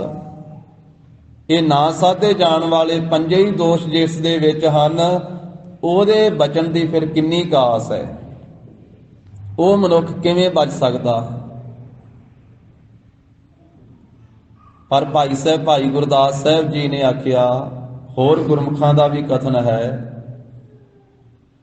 ਕਿ ਜਿਹੜਾ ਪਤੰਗਾ ਹੈ ਨਾ, ਉਹ ਤਾਂ ਅਸਲੀ ਲਾਟ ਦੇ ਉੱਤੇ ਮਰਦਾ, ਅਸਲੀ ਲਾਟ ਦੇ ਉੱਤੇ। ਉਹਦੇ ਸਾਹਮਣੇ ਦੀਵਾ ਬਲਦਾ ਪਿਆ ਹੈ ਤੇ ਪਤੰਗਾ ਜਾ ਕੇ ਦੀਵੇ ਦੀ ਲਾਟ ਨੂੰ ਵੇਂਦਾ ਵੇਂਦਾ, ਅੱਖਾਂ ਦਾ ਵਿਸ਼ਾ ਹੈ, ਤੇ ਉਹ ਲਾਟ ਦੇ ਉੱਤੇ ਸੜ ਕੇ ਮਰ ਜਾਂਦਾ। ਆਪਾਂ ਵੇਖਦੇ ਆ ਨਾ, ਜਿੱਥੇ ਲਾਈਟ ਹੋਵੇ ਉੱਥੇ ਕਿੰਨੇ ਪਤੰਗੇ ਮਰੇ ਹੁੰਦੇ। ਭਾਵੇਂ ਦੀਵਾ ਬਲਦਾ ਜਾਂ ਬਲਬ ਦਾ ਚਾਨਣਾ ਹੈ, ਬਲਬ ਦੇ ਚਾਨਣੇ ਤੇ ਵੀ ਕਈ ਮਰ ਕੇ ਥੱਲੇ ਡਿੱਗੇ ਪਏ ਹੁੰਦੇ। ਉਹ ਤਾਂ ਅਸਲੀ ਲਾਟ ਦੇ ਉੱਤੇ, ਅਸਲ ਚਾਨਣੇ ਦੇ ਉੱਤੇ ਮਰਦਾ ਹੈ। ਪਰ ਮਨੁੱਖ ਇਸ ਤਰ੍ਹਾਂ ਦਾ ਵਿਕਾਰੀ ਹੈ, ਇਹ ਨਕਲੀ ਚਾਨਣੇ ਦੇ ਉੱਤੇ ਮਰਦਾ। ਇਹ ਨਕਲੀ, ਇਹ ਅਸਲ ਨਹੀਂ। ਇਹ ਤਸਵੀਰਾਂ ਵੇਖ ਵੇਖ ਕੇ ਹੀ ਕਾਮੀ ਹੋਇਆ ਜਾਂਦਾ। ਇਹ ਫੋਟੋਆਂ ਵੇਖ ਵੇਖ ਕਰਕੇ ਹੀ, ਇਹ ਨਕਲੀ ਲਾਈਟ ਵੇਖ ਵੇਖ ਕਰਕੇ ਉਹਦੇ ਤੇ ਹੀ ਮਰੀ ਜਾਂਦਾ, ਉੱਥੇ ਹੀ ਖਤਮ ਹੋਈ ਜਾਂਦਾ। ਐਸਾ ਵਿਕਾਰੀ ਹੈ। ਤਾਂ ਮਹਾਰਾਜ ਸਾਹਿਬ ਜੀ ਨੇ ਸਤ ਸੰਗਤ ਰੂਪੀ ਗੁਫਾ ਦੇ ਵਿੱਚ ਲਿਆ ਕਰਕੇ ਜਿਸ ਵੇਲੇ ਨਾਮ ਦਾ ਵਾਜਾ ਪ੍ਰਗਟ ਕੀਤਾ ਹੈ ਗੁਰਸਿੱਖਾਂ ਦੇ ਹਿਰਦੇ ਅੰਦਰ, ਫਿਰ ਨੌਵਾਂ ਦੁਆਰਿਆਂ ਦੇ ਜਿਹੜੇ ਵਿਕਾਰ, ਉਹ ਪ੍ਰਗਟ ਰੂਪ ਕਿਵੇਂ ਖਤਮ ਕਰਦੇ, ਉਹ ਮਹਾਰਾਜ ਨੇ ਦੱਸ ਦਿੱਤਾ ਹੈ ਵੀ ਇਹਨਾਂ ਤੋਂ ਭਾਈ ਬਚਣਾ ਹੈ, ਇਹਨਾਂ ਨੂੰ ਸਫਲ ਕਿਵੇਂ ਕਰਨਾ ਹੈ। ਉਹ ਸਤਿਗੁਰੂ ਜੀ ਨੇ ਦੱਸਿਆ ਹੈ, ਨੇਤਰਾਂ ਨਾਲ ਗੁਰੂ ਦਾ ਦਰਸ਼ਨ ਕਰਕੇ, ਕੰਨਾਂ ਨਾਲ ਗੁਰੂ ਕੀ ਬਾਣੀ ਸੁਣ ਕੇ, ਰਸਨਾ ਨਾਲ ਗੁਰੂ ਕੀ ਬਾਣੀ ਪੜ੍ਹ ਕੇ, ਗੁਰੂ का ਨਾਮ ਜਪ ਕੇ, ਤਾਂ ਇਹ ਸਤ ਸੰਗਤ ਵਿੱਚ ਆ ਕਰਕੇ ਇਹ ਨੌਵਾਂ ਦੁਆਰਿਆਂ ਵਾਲਾ ਜਿਹੜਾ ਸਰੀਰ ਹੈ ਪਵਿੱਤਰ ਹੋਵੇਗਾ, ਬਾਹਰੋਂ ਵੀ ਤੇ ਅੰਦਰੋਂ ਵੀ। ਨੌ ਦੁਆਰੇ ਪ੍ਰਗਟ ਕੀਏ। ਇਹ ਪ੍ਰਗਟ ਮਹਾਰਾਜ ਸਾਹਿਬ ਜੀ ਨੇ ਨੌਵਾਂ ਦੁਆਰਿਆਂ ਨੂੰ ਸਾਧਨ ਵਾਸਤੇ ਉਪਦੇਸ਼ ਬਖਸ਼ਿਸ਼ ਕੀਤਾ ਹੈ। ਦਸਵਾਂ ਗੁਪਤ ਰਖਾਇਆ, ਤੇ ਗਰੀਬ ਨਵਾਜ ਸਾਹਿਬ ਜੀ ਨੇ ਕਿਰਪਾ ਕੀਤੀ। ਦਸਵਾਂ ਜੋ ਚੇਤਨ ਬ੍ਰਹਮ ਹੈ, ਜਿਸ ਨੇ ਆਪਣਾ ਆਪ ਗੁਪਤ ਰੱਖਿਆ ਹੋਇਆ ਹੈ ਵਿੱਚ, ਜਿਸ ਦੀ ਚੇਤਨ ਸੱਤਾ ਦੇ ਨਾਲ ਹੀ ਇਹ ਨੌ ਦੁਆਰੇ ਕੰਮ ਕਰਦੇ ਹਨ, ਉਹ ਦਸਵਾਂ ਜਿਹੜਾ ਗੁਪਤ ਰਖਾਇਆ ਹੋਇਆ ਹੈ, ਉਸ ਦੀ ਵੀ ਸੋਝੀ ਸਤ ਸੰਗਤ ਵਿੱਚੋਂ ਹੀ ਬਖਸ਼ਿਸ਼ ਕੀਤੀ ਹੈ। ਗੁਰਦੁਆਰੇ ਲਾਏ ਭਾਵਨੀ, ਮਹਾਰਾਜ ਸਾਹਿਬ ਜੀ ਨੇ ਕਿਰਪਾ ਕੀਤੀ ਹੈ, ਗੁਰੂ ਕੇ ਦੁਆਰ ਤੇ ਲਿਆ ਕਰਕੇ, ਗੁਰੂ ਦਰਬਾਰ ਅੰਦਰ ਲਿਆ ਕੇ, ਤੇ ਫਿਰ ਨਾਮ ਦੇ ਨਾਲ, ਬਾਣੀ ਦੇ ਨਾਲ ਭਾਵਨੀ ਸ਼ਰਧਾ ਲਵਾ ਦਿੱਤੀ ਹੈ। ਇੱਕ ਨਾ ਦਸਵਾਂ ਦੁਆਰ ਦਿਖਾਇਆ, ਇੱਕ ਨਾ ਨੂੰ ਫਿਰ ਉਹ ਦਸਵਾਂ ਦੁਆਰ ਵੀ, ਦਸਵਾਂ ਜੋ ਚੇਤਨ ਬ੍ਰਹਮ ਪਰਮੇਸ਼ਰ ਵਾਹਿਗੁਰੂ ਹੈ, ਜਿਸ ਦੀ ਚੇਤਨ ਸੱਤਾ ਦੇ ਨਾਲ ਹੀ ਇਹ ਨੌ ਦੁਆਰੇ ਕੰਮ ਕਰਦੇ ਹਨ, ਜਿਸ ਦੇ ਨਾਲ ਹੀ ਇਹ ਸਰੀਰ ਚੱਲਦਾ ਹੈ, ਉਹ ਦਸਵਾਂ ਦੁਆਰਾ ਵੀ ਦਿਖਾ ਦਿੱਤਾ ਹੈ। ਅਨੇਕ ਰੂਪ ਨਾਉ ਨਵ ਨਿਤ, ਜਿਸ ਵੇਲੇ ਉਹ ਦਸਵੇਂ ਦੇ ਨਾਲ ਸਾਂਝ ਬਣੀ ਹੈ, ਫਿਰ ਵੇਖਿਆ ਹੈ ਗੁਰਮੁਖ ਗੁਰਸਿੱਖ ਨੇ ਕਿ ਉੱਥੇ ਤਾਂ ਅਨੇਕ ਪ੍ਰਕਾਰ ਦੀ ਰਚਨਾ ਹੈ, ਉੱਥੇ ਤੇ ਅਨੇਕਾਂ ਰੂਪ ਹਨ, ਅਨੇਕਾਂ ਪ੍ਰਕਾਰ ਦੇ ਨਾਮ ਹਨ ਪ੍ਰਭੂ ਦੇ, ਤੇ ਨੌ ਨਿਧੀਆਂ ਦਾ ਖਜ਼ਾਨਾ ਵੀ ਉੱਥੇ ਅਨੇਕਾਂ ਹੀ ਹੈ। ਇਸ ਦਾ ਅੰਤ ਨਾ ਜਾਈ ਪਾਇਆ, ਤੇ ਉਸ ਰਚਨਾ ਦਾ, ਉਸ ਦਾ ਫਿਰ ਅੰਤ ਨਹੀਂ ਪਾਇਆ ਜਾਂਦਾ ਹੈ, ਬੇਅੰਤ ਹੀ ਰਚਨਾ ਹੈ ਅਨੇਕ ਪ੍ਰਕਾਰ ਦੀ। ਕਹੈ ਨਾਨਕ ਹਰਿ ਪਿਆਰੇ ਜੀਓ, ਕਹਿੰਦੇ ਹਨ ਧੰਨ ਸ੍ਰੀ ਗੁਰੂ ਅਮਰਦਾਸ ਸਾਹਿਬ ਜੀ ਮਹਾਰਾਜ ਕਿ ਹਰੀ ਪਰਮੇਸ਼ਰ ਪਿਆਰੇ ਵਾਹਿਗੁਰੂ ਜੀ ਨੇ ਗੁਫਾ ਅੰਦਰ ਅੰਦਰ ਰੱਖ ਕੈ। ਇਹ ਗੁਫਾ ਸਤ ਸੰਗਤ ਰੂਪੀ ਗੁਫਾ ਦੇ ਅੰਦਰ ਜੀਵ ਨੂੰ ਰੱਖ ਕਰਕੇ ਇੱਥੇ ਟਿਕਾ ਕਰਕੇ ਵਾਜਾ ਪਵਨ ਵਜਾਇਆ। ਪਵਿੱਤਰ ਜੋ ਸ਼ਬਦ ਹੈ, ਸ਼ਬਦ ਨੂੰ ਜਪਣ ਰੂਪੀ ਇਹ ਵਾਜਾ ਵਜਾਇਆ ਹੈ। ਗੁਰਸਿੱਖਾਂ ਦੀ ਰਸਨਾ ਤੋਂ ਜੋ ਸ਼ਬਦ ਬਾਣੀ ਦਾ ਪਾਠ ਕਰਵਾਇਆ ਹੈ, ਇਹ ਸਤ ਸੰਗਤ ਰੂਪੀ ਗੁਫਾ ਵਿੱਚ ਰੱਖ ਕਰਕੇ ਵਾਜਾ ਵਜਾਉਣਾ ਕੀਤਾ। ਤਾਂ ਇਹ ਦੂਸਰਾ ਅਰਥ ਮਹਾਂਪੁਰਖਾਂ ਨੇ ਕੀਤਾ ਹੈ। ਇਸੇ ਪ੍ਰਕਾਰ ਇਸ ਪੌੜੀ ਦਾ ਤੀਜਾ ਅਰਥ ਵੀ ਮਹਾਂਪੁਰਖਾਂ ਨੇ ਇਸ ਪ੍ਰਕਾਰ ਦੇ ਨਾਲ ਕੀਤਾ ਹੈ। ਹਰ ਜੀਉ ਗੁਫਾ ਅੰਦਰ ਰੱਖ ਕੈ। ਹਰੀ ਪਰਮੇਸ਼ਰ ਵਾਹਿਗੁਰੂ ਜੀ ਨੇ ਇਹ ਸਰੀਰ ਸਾਡਾ ਇੱਕ ਗੁਫਾ ਹੈ, ਇਸ ਗੁਫਾ ਦੇ ਅੰਦਰ ਰੱਖ ਕਰਕੇ ਵਾਜਾ ਪਵਨ ਵਜਾਇਆ। ਪਵਨ ਹਵਾ ਦਾ ਵਾਜਾ ਵਜਾਉਣਾ ਕੀਤਾ। ਇਹਦੇ ਵਿੱਚ ਹਵਾ ਰੱਖੀ ਹੈ, ਸਵਾਸ ਰੱਖੇ ਹੋਏ ਆ। ਸਰੀਰ ਇੱਕ ਗੁਫਾ ਹੈ ਤੇ ਸਰੀਰ ਰੂਪੀ ਗੁਫਾ ਦੇ ਵਿੱਚ ਜਿਹੜੀ ਪਵਨ ਹੈ, ਇਹਦੇ ਨਾਲ ਵਾਜਾ ਵੱਜ ਰਿਹਾ। ਜਿੰਨੀ ਬੋਲ ਚਾਲ ਹੋ ਰਹੀ ਹੈ, ਜਿੰਨੀ ਆਵਾਜ਼ ਹੈ ਅੰਦਰਲੀ ਬਾਹਰਲੀ, ਇਹ ਸਾਰੀ ਹਵਾ ਦੇ ਨਾਲ ਹੀ ਹੈ। ਇਹ ਪਵਨ ਦਾ ਹੀ ਹੈ ਸਾਰਾ ਵਾਜਾ। ਜੇ ਅਸੀਂ ਬੋਲ ਰਹੇ ਹਾਂ ਤੇ ਸਾਧ ਸੰਗਤ ਜੀ ਇਹ ਬੋਲ ਵੀ ਸਵਾਸਾਂ ਕਰਕੇ ਹੀ ਆ ਰਹੇ ਹਨ, ਸਵਾਸ ਚੱਲਦੇ ਆ। ਇਹ ਪਵਨ ਦਾ ਹੀ ਹੈ ਵਾਜਾ। ਸਾਡੇ ਅੰਦਰੋਂ ਨਾਭੀ ਝੋਂ ਉੱਠਦੀ ਹੈ ਪਵਨ, ਹਿਰਦੇ ਤੋਂ ਇਹ ਗਲੇ ਚੋਂ ਜਿਹੜੀ ਹਵਾ ਬਾਹਰ ਨੂੰ ਆਉਂਦੀ ਹੈ ਤੇ ਮੁਖ ਦੇ ਵਿੱਚ ਇਹਦੇ ਫਿਰ ਬੋਲ ਬਣਦੇ ਹਨ। ਇਹ ਆਕਾਰ ਬਣਦਾ ਹੈ ਬੋਲਾਂ ਦਾ, ਸ਼ਬਦਾਵਲੀ ਬਣਦੀ ਹੈ। ਔਰ ਇਹ ਹਵਾ ਦੇ ਨਾਲ ਹੀ ਹੈ, ਸਵਾਸਾਂ ਦੇ ਨਾਲ ਹੀ ਹੈ, ਇੱਕ ਤਰ੍ਹਾਂ ਦੀ ਹਵਾ ਹੀ ਹੈ। ਤਾਂ ਇਹ ਵਾਹਿਗੁਰੂ ਪਰਮੇਸ਼ਰ ਨੇ ਸਰੀਰ ਰੂਪੀ ਗੁਫਾ ਦੇ ਵਿੱਚ ਇਹ ਪਵਨ ਰੱਖ ਕਰਕੇ, ਹਵਾ ਰੱਖ ਕਰਕੇ, ਸਵਾਸ ਟਿਕਾ ਕਰਕੇ ਉਂਝ 10 ਪ੍ਰਕਾਰ ਦੀ ਪੌਣ ਗੁਰਮੁਖਾਂ ਨੇ ਕਥਨ ਕੀਤੀ ਹੈ, ਜਿਨ੍ਹਾਂ ਨੂੰ 10 ਪ੍ਰਕਾਰ ਦੇ ਪ੍ਰਾਣ ਆਖਿਆ। ਇਹ ਪ੍ਰਾਣ ਵੀ 10 ਪ੍ਰਕਾਰ ਦੇ ਹਨ, ਤਾਂ ਹੀ ਸਾਨੂੰ ਪ੍ਰਾਣੀ ਕਿਹਾ ਹੈ। ਪ੍ਰਾਣਾਂ ਦੇ ਨਾਲ ਸਰੀਰ ਚੱਲਦਾ ਹੈ, ਸਵਾਸਾਂ ਦੇ ਨਾਲ ਸਰੀਰ ਚੱਲਦਾ ਹੈ। ਦਮ ਵੀ ਆਖਿਆ ਹੈ, ਤਾਂ ਹੀ ਆਦਮੀ ਆਖਿਆ। ਦਮਾਂ ਦੇ ਨਾਲ ਹੀ ਹੈ ਸਾਰੀ ਇਹ ਸਰੀਰ ਚੱਲਦਾ ਫਿਰਦਾ। ਹਮ ਆਦਮੀ ਹਾਂ ਇੱਕ ਦਮੀ, ਮੋਹਲਤ ਮੋਹਤ ਨਾ ਜਾਣਾ। ਜੇ ਇੱਕ ਵੀ ਦਮ ਨਾ ਆਵੇ ਤੇ ਉੱਥੇ ਸਰੀਰ ਦੀ ਕਹਾਣੀ ਖਤਮ ਹੋ ਜਾਂਦੀ। ਜੇ ਦਮ ਆ ਰਹੇ ਆ ਤੇ ਸਰੀਰ ਚੱਲਦਾ ਫਿਰਦਾ ਹੈ, ਇਹ ਹਵਾ ਦਾ ਹੀ ਹੈ, ਵਿੱਚ ਹਵਾ ਦੇ ਨਾਲ ਹੀ ਚਲਾਇਆ ਹੋਇਆ। ਅਸੀਂ ਫੂਕ ਕਹਿ ਦਿੰਨੇ, ਫੂਕ ਵੀ ਕਹਿ ਦਿੰਨੇ ਆ ਕਈ ਵਾਰੀ, ਮੂੰਹ ਦੇ ਵਿੱਚੋਂ ਵੀ ਫੂਕ ਮਾਰਦੇ। ਤਾਂ ਫੂਕ ਜਿਵੇਂ ਆਪਾਂ ਹਵਾ ਨੂੰ ਫੂਕ ਵੀ ਕਹਿ ਹੀ ਦਿੰਨੇ ਆ। ਜਿਵੇਂ ਮੋਟਰਸਾਈਕਲ ਗੱਡੀਆਂ ਵਾ ਤੇ ਟਾਇਰਾਂ ਦੇ ਵਿੱਚੋਂ ਹਵਾ ਨਿਕਲ ਜਾਵੇ, ਆਪਾਂ ਕਹਿੰਦੇ ਟਾਇਰ ਦੀ ਫੂਕ ਨਿਕਲ ਗਈ। ਜਾਂ ਟਾਇਰਾਂ ਦੇ ਵਿੱਚ ਹਵਾ ਭਰਾਉਣ ਵਾਲੀ ਆ, ਫੂਕ ਭਰਾਉਣ ਵਾਲੀ। ਤੇ ਫੂਕ ਮਹਾਰਾਜ ਸਾਹਿਬ ਜੀ ਨੇ ਬਾਣੀ ਵਿੱਚ ਵੀ ਆਖਿਆ ਕਿ ਬੰਦਿਆ ਤੇਰੇ ਸਰੀਰ ਦੇ ਅੰਦਰ ਵੀ ਵਾਹਿਗੁਰੂ ਜੀ ਨੇ ਫੂਕ ਹੀ ਭਰੀ ਹੋਈ ਆ। ਇਹ ਤਾਂ ਨਹੀਂ ਵੀ ਬਾਹਰ ਟਾਇਰਾਂ ਦੇ ਵਿੱਚ ਹੀ ਇਕੱਲੀ ਫੂਕ ਭਰੀ ਜਾਂਦੀ ਆ, ਤੇਰੇ ਸਰੀਰ ਵਿੱਚ ਵੀ ਫੂਕ ਹੀ ਭਰੀ ਆ। ਤੇ ਉਹ ਫੂਕ ਜਿਹੜੀ ਆ ਨਿਕਲ ਜਾਵੇ ਟਾਇਰਾਂ ਦੀ ਨਿਕਲੀ ਹੋਈ ਤੇ ਫੇਰ ਪਵਾ ਲਈ ਜਾਂਦੀ ਆ। ਫੂਕ ਘੱਟ ਵਾ, ਹਵਾ ਘੱਟ ਵਾ, ਕਹਿੰਦੇ ਹਵਾ ਭਰਾ ਲਓ, ਭਰਾ ਲਈ ਜਾਂਦੀ ਹੈ, ਫਿਰ ਪੂਰੀ ਹੋ ਜਾਂਦੀ ਹੈ। ਪਰ ਜਦੋਂ ਆ ਸਰੀਰ ਦੀ ਫੂਕ ਨਿਕਲ ਗਈ, ਇਹ ਨਹੀਂ ਦੁਬਾਰਾ ਭਰਾਈ ਜਾਂਦੀ, ਇਹ ਨਹੀਂ ਭਰਦੀ। ਮਹਾਰਾਜ ਨੇ ਅੰਮ੍ਰਿਤ ਬਾਣੀ ਚ ਆਖਿਆ, ਨਿਕਸਿਓ ਫੂਕ ਤਾਂ ਹੋਏ ਗਇਓ ਸਵਾਹਾ। ਜਦੋਂ ਇਹਦੇ ਵਿੱਚੋਂ ਹਵਾ ਨਿਕਲ ਗਈ ਨਾ, ਇਹ ਪਵਨ ਵਿੱਚੋਂ ਨਿਕਲ ਗਈ ਤੇ ਫਿਰ ਇਹ ਸਵਾਹ ਹੋ ਜਾਂਦਾ। ਸਾਡੇ ਸਰੀਰ ਦੀ ਕਿਰਿਆ ਹੈ, ਅਸੀਂ ਉਬਾਸੀ ਲੈਂਦੇ ਹਾਂ, ਛਿੱਕ ਆਉਂਦੀ ਹੈ, ਡਕਾਰ ਹੁੰਦਾ ਹੈ। ਇਸੇ ਤਰ੍ਹਾਂ ਇਹ ਸਰੀਰ ਦੀ ਹਰਕਤ ਹੋਰ ਕਈ ਪ੍ਰਕਾਰ ਨਾਲ ਹੁੰਦੀ ਹੈ। ਇਹ ਸਾਰੀ ਹਵਾ ਕਰਕੇ ਹੀ ਹੈ, ਵੱਖ-ਵੱਖ ਹਵਾ ਦੇ ਨਾਮ ਹੀ ਹਨ। ਉਹਦੇ ਵਿੱਚ ਸਾਡੇ ਅੰਦਰ ਨੂੰ ਫੂਕ ਜਾਂਦੀ ਹੈ, ਹਵਾ ਜਾਂਦੀ ਸਾਡੇ ਸਰੀਰ ਵਿੱਚ, ਅੰਦਰੋਂ ਬਾਹਰ ਨੂੰ ਆਉਂਦੀ ਹੈ। ਸਾਡਾ ਪੇਟ ਵੀ ਇਸੇ ਤਰ੍ਹਾਂ ਫੁੱਲਦਾ ਹੈ, ਪਿਛਾਂਹ ਹੁੰਦਾ ਹੈ, ਅੱਗੇ ਹੁੰਦਾ ਹੈ। ਸਰੀਰ ਦੀ ਕਿਰਿਆ ਹੀ ਹੈ, ਸਰੀਰ ਦੀ ਕਿਰਿਆ ਹਵਾ ਦੀ। ਤਾਂ ਇਹ ਹਵਾ ਵਾਹਿਗੁਰੂ ਪਰਮੇਸ਼ਰ ਨੇ ਸਾਡੇ ਸਰੀਰ ਵਿੱਚ ਰੱਖੀ ਹੋਈ ਹੈ, ਪਵਨ ਰੱਖੀ ਹੋਈ ਹੈ। ਜਿੱਥੇ ਬਾਹਰ ਵੀ ਹੈ ਹਵਾ ਵਗਦੀ ਹੈ, ਕਈ ਵਾਰੀ ਤੇਜ਼ ਵਗਦੀ ਹੈ, ਕਈ ਵਾਰੀ ਹੌਲੀ ਚੱਲਦੀ ਹੈ, ਬਾਹਰ ਵੀ ਹਵਾ ਹੈ ਪੰਜਾਂ ਤੱਤਾਂ ਵਿੱਚ।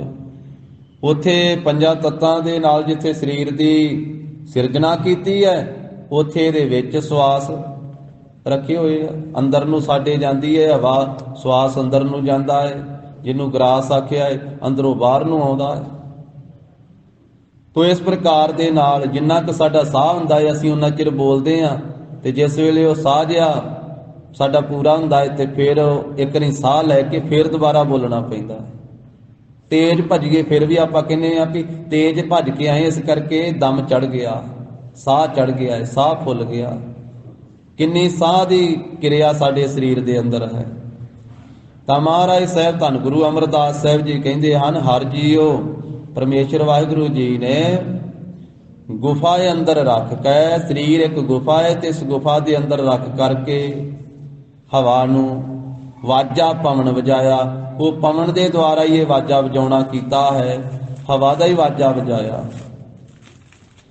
ਅਥਵਾ ਹਵਾ ਦੇ ਦੁਆਰਾ, ਇਹ ਸਵਾਸਾਂ ਦੇ ਦੁਆਰਾ ਨਾਮ ਦਾ ਵਾਜਾ ਵਜਾਇਆ ਪਰਮੇਸ਼ਰ ਵਾਹਿਗੁਰੂ ਜੀ, ਨਾਮ ਦਾ ਵਾਜਾ। ਫਿਰ ਜਿਹੜੇ ਗੁਰਮੁਖ ਸੋ ਸ਼ਬਦ ਦੇ ਨਾਲ ਜੁੜਦੇ ਹਨ ਤਾਂ ਉਹਨਾਂ ਨੂੰ ਪਵਨ ਤੋਂ ਆਦਿਕ, ਹਵਾ ਤੋਂ ਆਦਿਕ ਜਿੰਨੇ ਤੱਤ ਵਾ ਉਹਨਾਂ ਤੱਤਾਂ ਦੇ ਵਿੱਚੋਂ ਵੀ ਵਾਹਿਗੁਰੂ ਜੀ ਦੇ ਨਾਮ ਦੀ ਆਵਾਜ਼ ਹੀ, ਨਾਮ ਦਾ ਵਾਜਾ ਹੀ ਵਜਾਇਆ ਪ੍ਰਗਟ ਹੋ ਜਾਂਦਾ। ਨਾਮ ਦਾ ਵਾਜਾ ਹੀ ਉਹਨਾਂ ਨੂੰ ਸੁਣਦਾ। ਜਿਵੇਂ ਅੱਜ ਜੋ ਮਹਾਰਾਜ ਨੇ ਸ੍ਰੀ ਮੁਖਵਾਕ ਬਖਸ਼ਿਆ ਹੈ ਬਿਹਾਗੜਾ ਰਾਗ ਦੇ ਅੰਦਰ, ਬਿਹਾਗੜਾ ਰਾਗ ਦੇ ਅੰਦਰ ਸਤਿਗੁਰੂ ਰਾਮਦਾਸ ਸਾਹਿਬ ਸੱਚੇ ਪਾਤਸ਼ਾਹ ਗਰੀਬ ਨਵਾਜ ਸਾਹਿਬ ਜੀ ਦੇ ਪਾਵਨ ਬੋਲ ਹਨ, ਧਰਤ ਪਾਤਾਲ ਆਕਾਸ ਹੈ ਮੇਰੀ ਜਿੰਦੜੀਏ, ਸਭ ਹਰ ਹਰ ਨਾਮ ਧਿਆਵਹਿ ਰਾਮ। ਮਹਾਰਾਜ ਕਹਿੰਦੇ ਧਰਤੀ ਵੀ ਨਾਮ ਤੇ ਆਉਂਦੀ, ਪਤਾਲ ਵੀ ਨਾਮ ਤੇ ਆਉਂਦਾ, ਆਕਾਸ਼ ਵੀ ਨਾਮ ਤੇ ਆਉਂਦਾ। ਇਹੀ ਬੇਨਤੀ ਭਿੰਡਰਾਂ ਪਿੰਡ ਦੇ ਵਿੱਚ ਦਮਦਮੀ ਟਕਸਾਲ ਦੇ ਅਸਥਾਨ ਤੇ, ਦਮਦਮੀ ਟਕਸਾਲ ਦੇ ਬਹੁਤ ਹੀ ਸਤਿਕਾਰਯੋਗ ਮਹਾਨ ਮਹਾਂਪੁਰਖ ਜੋ ਸਾਧ ਸ੍ਰੀਮਾਨ ਸੰਤ ਬਾਬਾ ਸੁੰਦਰ ਸਿੰਘ ਸਾਹਿਬ ਜੀ, ਜੋ ਦਮਦਮੀ ਟਕਸਾਲ ਦੇ 11ਵੇਂ ਮਹਾਂਪੁਰਖ ਹੋਏ ਹਨ। 11ਵੇਂ ਮਹਾਂਪੁਰਖ ਬਾਬਾ ਦੀਪ ਸਿੰਘ ਸਾਹਿਬ ਜੀ ਤੋਂ ਦਮਦਮੀ ਟਕਸਾਲ ਦੇ ਉਹ 11ਵੇਂ ਜਥੇਦਾਰ ਮਹਾਂਪੁਰਖ ਸਨ। ਜਿੰਨੇ ਵਿਦਿਆਰਥੀ ਗੁਰਬਾਣੀ ਦੀ ਸੰਥਿਆ ਲੈਣ ਵਾਲੇ, ਗੁਰਬਾਣੀ ਦੀ ਕਥਾ ਮਹਾਂਪੁਰਖਾਂ ਤੋਂ ਪੜ੍ਹਨ ਵਾਲੇ, ਉਹਨਾਂ ਨੇ ਇੱਕ ਦਿਨ ਇਕੱਠੇ ਹੋ ਕਰਕੇ ਬੇਨਤੀ ਕੀਤੀ, ਜੀ ਆ ਬਾਣੀ 'ਚ ਜੋ ਪੰਕਤੀ ਆਈ ਹੈ ਚੌਥੇ ਪਾਤਸ਼ਾਹ ਮਹਾਰਾਜ ਸਾਹਿਬ ਜੀ ਦੀ, ਕਿ ਧਰਤੀ ਵੀ ਨਾਮ ਜਪਦੀ ਹੈ, ਪਤਾਲ ਵੀ ਨਾਮ ਜਪਦਾ ਹੈ, ਆਕਾਸ਼ ਵੀ ਨਾਮ ਜਪਦਾ ਹੈ। ਮਹਾਰਾਜ ਕਹਿ ਰਹੇ ਆ, ਧਰਤ ਪਾਤਾਲ ਆਕਾਸ਼ ਹੈ ਮੇਰੀ ਜਿੰਦੜੀਏ, ਸਭ ਹਰ ਹਰ ਨਾਮ ਧਿਆਵਹਿ ਰਾਮ। ਕਹਿਣ ਲੱਗੇ ਗੁਰਬਾਣੀ ਦੇ ਵਿੱਚ ਜੋ ਮਹਾਰਾਜ ਨੇ ਉਚਾਰਨ ਕੀਤਾ ਹੈ ਉਹ ਸਭ ਕੁਝ ਸੱਤ ਹੈ। ਹਾਂ, ਧਰਤੀ ਵੀ ਨਾਮ ਤੇ ਆਉਂਦੀ ਹੈ, ਪਤਾਲ ਵੀ ਨਾਮ ਤੇ ਆਉਂਦਾ ਹੈ, ਆਕਾਸ਼ ਵੀ ਨਾਮ ਤੇ ਆਉਂਦਾ ਹੈ। ਕਹਿੰਦੇ ਜੀ ਸਾਨੂੰ ਕਿਵੇਂ ਪਤਾ ਲੱਗੇ, ਤੇ ਆਪ ਜੀ ਕਿਰਪਾ ਕਰਕੇ ਦੱਸੋ। ਫਿਰ ਉਹਨਾਂ ਮਹਾਂਪੁਰਖਾਂ ਦੀ ਕਰਨੀ ਕਮਾਈ ਐਸੀ ਸੀ, ਧੰਨ ਗੁਰੂ ਗੋਬਿੰਦ ਸਿੰਘ ਮਹਾਰਾਜ ਦੀ ਬਖਸ਼ਿਸ਼ ਹੀ ਮਹਾਂਪੁਰਖਾਂ ਦੇ ਉੱਤੇ ਐਸੀ ਸੀ। ਸਾਰੇ ਸਿੰਘਾਂ ਨੂੰ ਕਹਿਣ ਲੱਗੇ ਕੇਸੀ ਇਸ਼ਨਾਨ ਕਰਕੇ ਆਓ, ਦਰਬਾਰ ਵਿੱਚ ਹਾਜ਼ਰ ਹੋਵੋ। ਕੇਸੀ ਇਸ਼ਨਾਨ ਕਰਕੇ ਸਾਰੇ ਗੁਰਸਿੱਖ ਆਏ, ਰੋਜ਼ ਦੇ ਨਿਤਨੇਮੀ, ਪ੍ਰੇਮੀ, ਸ਼ਰਧਾ ਭਾਵਨਾ ਵਾਲੇ, ਅੰਮ੍ਰਿਤ ਧਾਰੀ, ਰਹਿਤ ਮਰਿਆਦਾ ਵਿੱਚ ਤਿਆਰ ਬਰ ਤਿਆਰ ਗੁਰੂ ਕੇ ਸਿੰਘ, ਰੋਜ਼ ਬਾਣੀ ਪੜ੍ਹਨ ਵਾਲੇ, ਬਾਣੀ ਬਾਣੇ ਵਿੱਚ ਤਿਆਰ ਬਰ ਤਿਆਰ, ਰਹਿਤ ਵਿੱਚ ਤਿਆਰ ਬਰ ਤਿਆਰ, ਗੁਰ ਮੰਤਰ ਮੂਲ ਮੰਤਰ ਦਾ ਅਭਿਆਸ ਕਰਨ ਵਾਲੇ, ਰੋਜ਼ ਦਾ ਨਿਤਨੇਮ ਕਰਨ ਵਾਲੇ ਗੁਰਸਿੱਖ, ਮਹਾਂਪੁਰਖਾਂ ਦੇ ਵਿਦਿਆਰਥੀ ਜਦੋਂ ਆਏ ਤੇ ਕੜਾਹ ਪ੍ਰਸ਼ਾਦ ਦੀ ਦੇਗ ਮਰਿਆਦਾ ਨਾਲ ਤਿਆਰ ਕਰਕੇ ਲਿਆਂਦੀ, ਬਾਣੀ ਪੜ੍ਹੀ, ਆਨੰਦ ਸਾਹਿਬ ਦਾ ਪਾਠ ਸੰਪੂਰਨ ਕੀਤਾ ਤੇ ਧੰਨ ਗੁਰੂ ਗ੍ਰੰਥ ਸਾਹਿਬ ਮਹਾਰਾਜ ਦੇ ਸਨਮੁਖ ਖਲੋ ਕਰਕੇ ਸਾਰੇ ਸਿੰਘਾਂ ਦੇ ਸਮੇਤ ਤੇ ਸੰਤ ਬਾਬਾ ਸੁੰਦਰ ਸਿੰਘ ਸਾਹਿਬ ਜੀ ਖਾਲਸਾ ਭਿੰਡਰਾਂ ਵਾਲਿਆਂ ਨੇ ਅਰਦਾਸ ਕੀਤੀ। ਫਿਰ ਅਰਦਾਸ ਇਹ ਕੀਤੀ ਕਿ ਸਤਿਗੁਰੂ ਜੀ, ਜੋ ਆਪ ਜੀ ਨੇ ਅੰਮ੍ਰਿਤ ਬਾਣੀ ਦੇ ਵਿੱਚ ਇਹ ਬਚਨ ਉਚਾਰਨ ਕੀਤੇ ਆ ਕਿ ਧਰਤੀ, ਪਤਾਲ ਤੇ ਆਕਾਸ਼ ਵੀ ਨਾਮ ਤੇ ਆਉਂਦੇ ਆ, ਮਹਾਰਾਜ ਆਪ ਜੀ ਦੇ ਟਕਸਾਲ ਦੇ ਵਿਦਿਆਰਥੀ ਸਿੰਘਾਂ ਦੇ ਮਨ ਵਿੱਚ ਸ਼ੰਕਾ ਆਇਆ ਹੈ ਇਹ ਮਹਾਰਾਜ ਇਹ ਕੌਤਕ ਵੇਖਣਾ ਚਾਹੁੰਦੇ ਹਨ ਕਿ ਧਰਤੀ ਨਾਮ ਤੇ ਆਉਂਦੀ ਹੈ, ਪਤਾਲ ਆਕਾਸ਼ ਨਾਮ ਤੇ ਆਉਂਦਾ ਹੈ, ਤੇ ਆਪ ਕਿਰਪਾ ਕਰਕੇ ਮਹਾਰਾਜ ਇਹਨਾਂ ਨੂੰ ਪ੍ਰਤੱਖ ਤੌਰ ਵਿੱਚ ਵਿਖਾਓ ਇਹਨਾਂ ਸਿੰਘਾਂ ਨੂੰ। ਜਦੋਂ ਮਹਾਂਪੁਰਖਾਂ ਨੇ ਅਰਦਾਸ ਬੇਨਤੀ ਕਰਕੇ ਤੇ ਸਿੰਘਾਂ ਨੂੰ ਆਖਿਆ, ਭਾਈ ਕੰਧਾਂ ਦੇ ਨਾਲ ਚੌਂਕੜਾ ਲਾ ਕੇ ਬੈਠੋ, ਧਰਤੀ ਦੇ ਨਾਲ ਕੰਨ ਲਾ ਕੇ ਵੇਖੋ। ਲਿਖਿਆ ਹੋਇਆ ਮਹਾਂਪੁਰਖਾਂ ਦੇ ਜੀਵਨ ਦੇ ਵਿੱਚ ਕਿ ਉਸ ਵੇਲੇ ਅਕਾਲ ਕੁਟਿਆ ਭਿੰਡਰ ਕਲਾਂ ਨਗਰ ਦੇ ਅੰਦਰ ਉਸ ਸਥਾਨ ਤੇ ਫਿਰ ਸਿੰਘਾਂ ਨੇ ਕੰਧਾਂ ਦੇ ਨਾਲ ਵੀ ਕੰਨ ਲਾ ਕੇ ਵੇਖੇ, ਧਰਤੀ ਦੇ ਨਾਲ ਵੀ ਕੰਨ ਲਾ ਕੇ ਵੇਖੇ, ਤੇ ਸਾਰੇ ਥਾਵਾਂ ਚੋਂ ਗੁਰ ਮੰਤਰ ਦੀ ਤੇ ਮੂਲ ਮੰਤਰ ਦੀ ਆਵਾਜ਼ ਸੁਣਾਈ ਦਿੱਤੀ। ਬੋਲੇ ਸੋਨਿਹਾਲ। ਨਾਮ ਦੀ ਆਵਾਜ਼ ਸੁਣਾਈ ਦਿੱਤੀ ਵੀ ਤਤ ਵੀ ਨਾਮ ਜਪਦੇ ਆ, ਤਤ ਵੀ, ਤਤਾਂ ਵਿੱਚੋਂ ਵੀ ਆਵਾਜ਼ ਆਉਂਦੀ। ਪਰ ਇਹ ਦਾਤ ਉਹਨਾਂ ਨੂੰ ਪ੍ਰਾਪਤ ਹੁੰਦੀ ਹੈ ਜਿਨ੍ਹਾਂ ਦੇ ਉੱਤੇ ਗੁਰੂ ਸਾਹਿਬ ਜੀ ਕਿਰਪਾ ਕਰਨ। ਉਹਨਾਂ ਨੂੰ ਹਰ ਪਾਸਿਓਂ ਨਾਮ ਦੀ ਆਵਾਜ਼ ਸੁਣਾਈ ਦਿੰਦੀ ਹੈ, ਜਿਨ੍ਹਾਂ ਤੋਂ ਗੁਰੂ ਸਾਹਿਬ ਜੀ ਕਿਰਪਾ ਕਰਕੇ ਨਾਮ ਬਾਣੀ ਦਾ ਅਭਿਆਸ ਐਸਾ ਕਰਾਉਂਦੇ ਆ। ਫਿਰ ਕਹਿੰਦੇ ਕਿੰਨੇ ਘੰਟੇ ਲੰਘ ਗਏ, ਸਿੰਘ ਨਾਮ ਦੇ ਪ੍ਰੇਮੀ ਸੀ, ਆਵਾਜ਼ ਸੁਣਾਈ ਦੇ ਰਹੀ ਹੈ ਸਾਰੇ ਪਾਸੇ, ਨਾਮ ਦੀ ਆਵਾਜ਼ ਦਰਵਾਜ਼ਿਆਂ ਦੇ ਵਿੱਚੋਂ, ਕੰਧਾਂ ਦੇ ਵਿੱਚੋਂ, ਧਰਤੀ ਦੇ ਵਿੱਚੋਂ। ਹੁਣ ਆਮ ਇਨਸਾਨ ਦੀ, ਆਮ ਸੰਸਾਰੀ ਜੀਵ ਦੇ ਤਾਂ ਵੱਸ ਦੀ ਗੱਲ ਨਹੀਂ ਹੈ। ਇਹ ਤਾਂ ਉਹ ਮਹਾਂਪੁਰਖਾਂ ਦੇ ਅਰਦਾਸ ਬੇਨਤੀ ਕੀਤੀ ਹੋਈ ਤੇ ਗੁਰੂ ਕੀ ਕਿਰਪਾ ਵਰਤੀ ਤੇ ਸਿੰਘਾਂ ਨੇ ਇਹ ਸਾਰਾ ਕੌਤਕ ਵੇਖਿਆ। ਫਿਰ ਸਾਰਿਆਂ ਨੂੰ ਉਹਨਾਂ ਨੇ ਫੜ ਕਰਕੇ ਉਠਾਇਆ ਤੇ ਫਿਰ ਸਾਰਿਆਂ ਨੂੰ ਇਹ ਸਿੱਖਿਆ ਦਿੱਤੀ ਕਿ ਹੁਣ ਤਾਂ ਤੁਸੀਂ ਗੁਰੂ ਕੀ ਕਿਰਪਾ ਦੇ ਨਾਲ ਇਹ ਮਹਾਰਾਜ ਦੇ ਚਰਨਾਂ 'ਚ ਆਪਾਂ ਅਰਦਾਸ ਬੇਨਤੀ ਕੀਤੀ ਆ ਤੇ ਇਹ ਸਾਰਾ ਕੁਝ ਵੇਖਿਆ। ਹੁਣ ਗੁਰਬਾਣੀ ਦਾ ਇੰਨਾ ਅਭਿਆਸ ਕਰੋ, ਨਾਮ ਨਾਲ ਇੰਨਾ ਪਿਆਰ ਕਰੋ, ਇੰਨੀ ਸ਼ਰਧਾ ਭਾਵਨਾ ਨਾਲ ਨਾਮ ਜਪੋ ਤੇ ਬਾਣੀ ਪੜੋ ਕਿ ਗੁਰੂ ਸਾਹਿਬ ਦੀ ਕਿਰਪਾ ਹੋਵੇ, ਤੁਹਾਨੂੰ ਆਪਣੇ ਆਪ ਰੋਜ਼ ਸੁਣਾਈ ਦੇਵੇ, ਆਪਣੇ ਆਪ ਇਹ ਦਾਤ ਤੇ ਬਖਸ਼ਿਸ਼ ਪ੍ਰਾਪਤ ਹੋਵੇ। ਤਾਂ ਮਹਾਰਾਜ ਸਾਹਿਬ ਜੀ ਦੀ ਜਿਸ ਵੇਲੇ ਕਿਰਪਾ ਹੁੰਦੀ ਹੈ ਤਾਂ ਉਸ ਵੇਲੇ ਇਹ ਹਿਰਦੇ ਰੂਪੀ ਗੁਫਾ ਦੇ ਅੰਦਰ ਸਤਿਗੁਰੂ ਜੀ ਆਪਣਾ ਸ਼ਬਦ ਰੱਖ ਦਿੰਦੇ ਹਨ। ਹਰ ਜੀਓ ਗੁਫਾ ਅੰਦਰ ਰੱਖ ਕੇ ਵਾਜਾ ਪਾਉਣ ਵਜਾਇਆ, ਸ਼ਬਦ ਦਾ ਵਾਜਾ ਵੱਜਦਾ ਹੈ ਤੇ ਫਿਰ ਪ੍ਰਤੱਖ ਬਾਹਰੋਂ ਜਿਹੜੀ ਪੌਣ ਆਦਿਕ ਹੈ, ਹਵਾ ਆਦਿਕ ਤੱਤ ਹੈ, ਪੌਣ, ਪਾਣੀ, ਅਗਨੀ, ਧਰਤੀ, ਆਕਾਸ਼, ਇਹਨਾਂ ਤੱਤਾਂ ਵਿੱਚੋਂ ਵੀ ਗੁਰਮੁਖਾਂ ਨੂੰ ਨਾਮ ਹੀ ਸੁਣਾਈ ਦਿੰਦਾ ਹੈ। ਇਹ ਮਹਾਰਾਜ ਸਾਹਿਬ ਜੀ ਦੀ ਮਿਹਰ ਦੇ ਨਾਲ ਉਹਨਾਂ ਦੇ ਅੰਦਰ ਐਸੀ ਇਕਾਗਰਤਾ ਬਣਦੀ ਹੈ, ਐਸੀ ਦ੍ਰਿੜਤਾ ਬਣਦੀ ਹੈ ਕਿ ਵਾਹਿਗੁਰੂ ਪਰਮੇਸ਼ਰ ਉਹਨਾਂ ਦੇ ਅੰਦਰ ਨਾਮ ਦਾ ਵਾਜਾ, ਪਵਿੱਤਰ ਵਾਜਾ ਪ੍ਰਗਟ ਕਰਦੇ ਹਨ। ਵਜਾਇਆ ਵਾਜਾ ਪਾਉਣ। ਮਹਾਰਾਜ ਸਾਹਿਬ ਜੀ ਨੇ ਕਿਰਪਾ ਕਰਕੇ ਉਹਨਾਂ ਦੀ ਪੌਣ ਹਵਾ, ਜਿਹੜੀ ਸਵਾਸ ਹੈ ਨਾ, ਸਵਾਸ ਦੇ ਵਿੱਚ ਸਵਾਸਾਂ ਦੇ ਨਾਲ ਨਾਮ ਨੂੰ ਜੋੜ ਦਿੱਤਾ। ਸਵਾਸਾਂ ਦੇ ਨਾਲ ਫਿਰ ਉਹ ਨਾਮ ਦਾ ਵਾਜਾ ਵਜਾਉਂਦੇ, ਜਿੰਨੇ ਸਵਾਸ ਉਨੀ ਵਾਰੀ ਉਹ ਨਾਮ ਜਪਦੇ। ਉਹਨਾਂ ਨੂੰ ਆਖਿਆ ਹੈ ਸੰਤ, ਉਹਨਾਂ ਨੂੰ ਆਖਿਆ ਹੈ ਭਗਤ, ਉਹਨਾਂ ਨੂੰ ਆਖਿਆ ਹੈ ਗੁਰਮੁਖ ਰੋਮ ਰੋਮ ਹਰਿ ਧਿਆਵੈ। ਉਹਨਾਂ ਨੂੰ ਆਖਿਆ ਜਿਨ੍ਹਾਂ ਸਾਸ ਗਿਰਾਸ ਨਾ ਵਿਸਰੈ, ਹਰ ਨਾਮਾ ਮਨ ਮੰਤ, ਧਨ ਸੇ ਸੇਈ ਨਾਨਕਾ, ਪੂਰਨ ਸੋਈ ਸੰਤ। ਜਿਨ੍ਹਾਂ ਨੂੰ ਸਾਸ ਗਿਰਾਸ ਵਿਸਰਦਾ ਨਹੀਂ, ਸਵਾਸ ਤਾਂ ਸੁੱਤੇ ਪਿਆ ਵੀ ਚੱਲਦੇ ਆ। ਜਦੋਂ ਅਸੀਂ ਸਰੀਰ ਕਰਕੇ ਆਰਾਮ ਕਰਦੇ ਹੁੰਨੇ ਆ, ਅਸੀਂ ਸੁੱਤੇ ਪਏ ਆ, ਸਵਾਸ ਉਦੋਂ ਵੀ ਚੱਲਦੇ ਆ। ਤੇ ਜਿਨ੍ਹਾਂ ਦੇ ਉੱਤੇ ਗੁਰੂ ਕੀ ਕਿਰਪਾ ਹੁੰਦੀ, ਉਹ ਸੁੱਤੇ ਪਿਆ ਵੀ ਨਾਮ ਉਹਨਾਂ ਦਾ ਫੇਰ ਸਵਾਸਾਂ ਦੇ ਨਾਲ ਚੱਲਦਾ ਹੈ। ਪਰ ਇਹ ਬੜੀ ਵੱਡੀ ਗੁਰੂ ਕੀ ਕਿਰਪਾ ਜਿਨ੍ਹਾਂ ਤੇ ਹੁੰਦੀ, ਉਹਨਾਂ ਨੂੰ ਦਾਤ ਮਿਲਦੀ ਹੈ। ਜਿਨ੍ਹਾਂ ਦਾ ਮਨ ਵਸ ਆਉਂਦਾ ਹੈ, ਇਹਨਾਂ ਇੰਦਰੀਆਂ ਦੇ ਰਸਾਂ ਤੋਂ ਉੱਪਰ ਉੱਠ ਜਾਂਦੇ ਹਨ, ਜਿਨ੍ਹਾਂ ਨੂੰ ਨਾਮ ਦਾ ਰਸ ਪ੍ਰਾਪਤ ਹੋ ਜਾਂਦਾ। ਵਜਾਇਆ ਵਾਜਾ ਪਾਉਣ, ਫਿਰ ਪਾਉਣ ਉਹਨਾਂ ਦੇ ਸਵਾਸ ਜਿਹੜੇ ਹੈ ਨਾ, ਸਵਾਸਾਂ ਰੂਪੀ ਪਾਉਣ ਹਵਾ ਹੈ, ਇਹਦੇ ਨਾਲ ਸ਼ਬਦ ਨੂੰ ਜੋੜ ਦਿੱਤਾ, ਨਾਮ ਨੂੰ ਜੋੜ ਦਿੱਤਾ। ਗੁਰੂ ਸਾਹਿਬ ਨੇ ਕਿਰਪਾ ਕਰ ਦਿੱਤੇ। ਇਹ ਸ਼ਬਦ ਦਾ ਵਾਜਾ, ਨਾਮ ਦਾ ਵਾਜਾ ਉਹਨਾਂ ਦੇ ਵਜਾਇਆ ਰਸਨਾ ਤੇ। ਜਿੱਥੇ ਨਾਮ ਦਾ ਵਾਸਾ ਹੈ ਉੱਥੇ ਪ੍ਰਭੂ ਦਾ ਵਾਸਾ ਹੈ। ਪ੍ਰਭ ਜੀ ਬਸੈ ਸਾਧ ਕੀ ਰਸਨਾ, ਨਾਨਕ ਜਨ ਕਾ ਦਾਸਨ ਦਸਨਾ।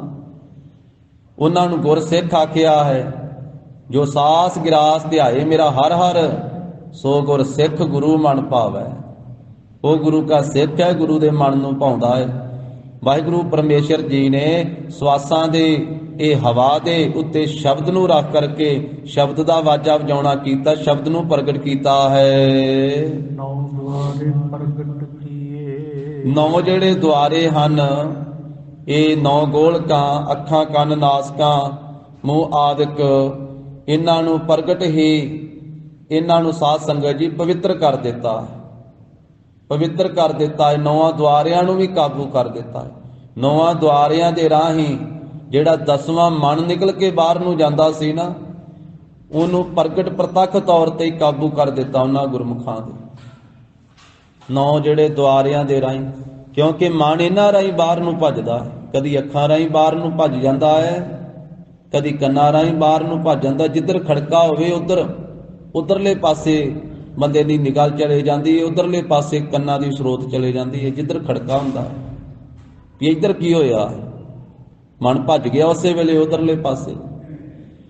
ਸੋ ਇਸੇ ਤਰ੍ਹਾਂ ਕਦੀ ਰਸਨਾ ਰਾਹੀਂ ਭੱਜ ਜਾਂਦਾ ਬਾਹਰ ਨੂੰ, ਕਦੀ ਨਾਸਕਾਂ ਰਾਹੀਂ, ਜਿੱਧਰੋਂ ਕੋਈ ਸੁਗੰਧੀ ਆਈ ਹੈ, ਕੋਈ ਦੁਰਗੰਧੀ ਆਈ ਹੈ, ਉਧਰ ਨੂੰ ਭੱਜ ਜਾਂਦਾ ਹੈ, ਕਦੀ ਅੱਖਾਂ ਰਾਹੀਂ ਭੱਜ ਜਾਂਦਾ ਹੈ।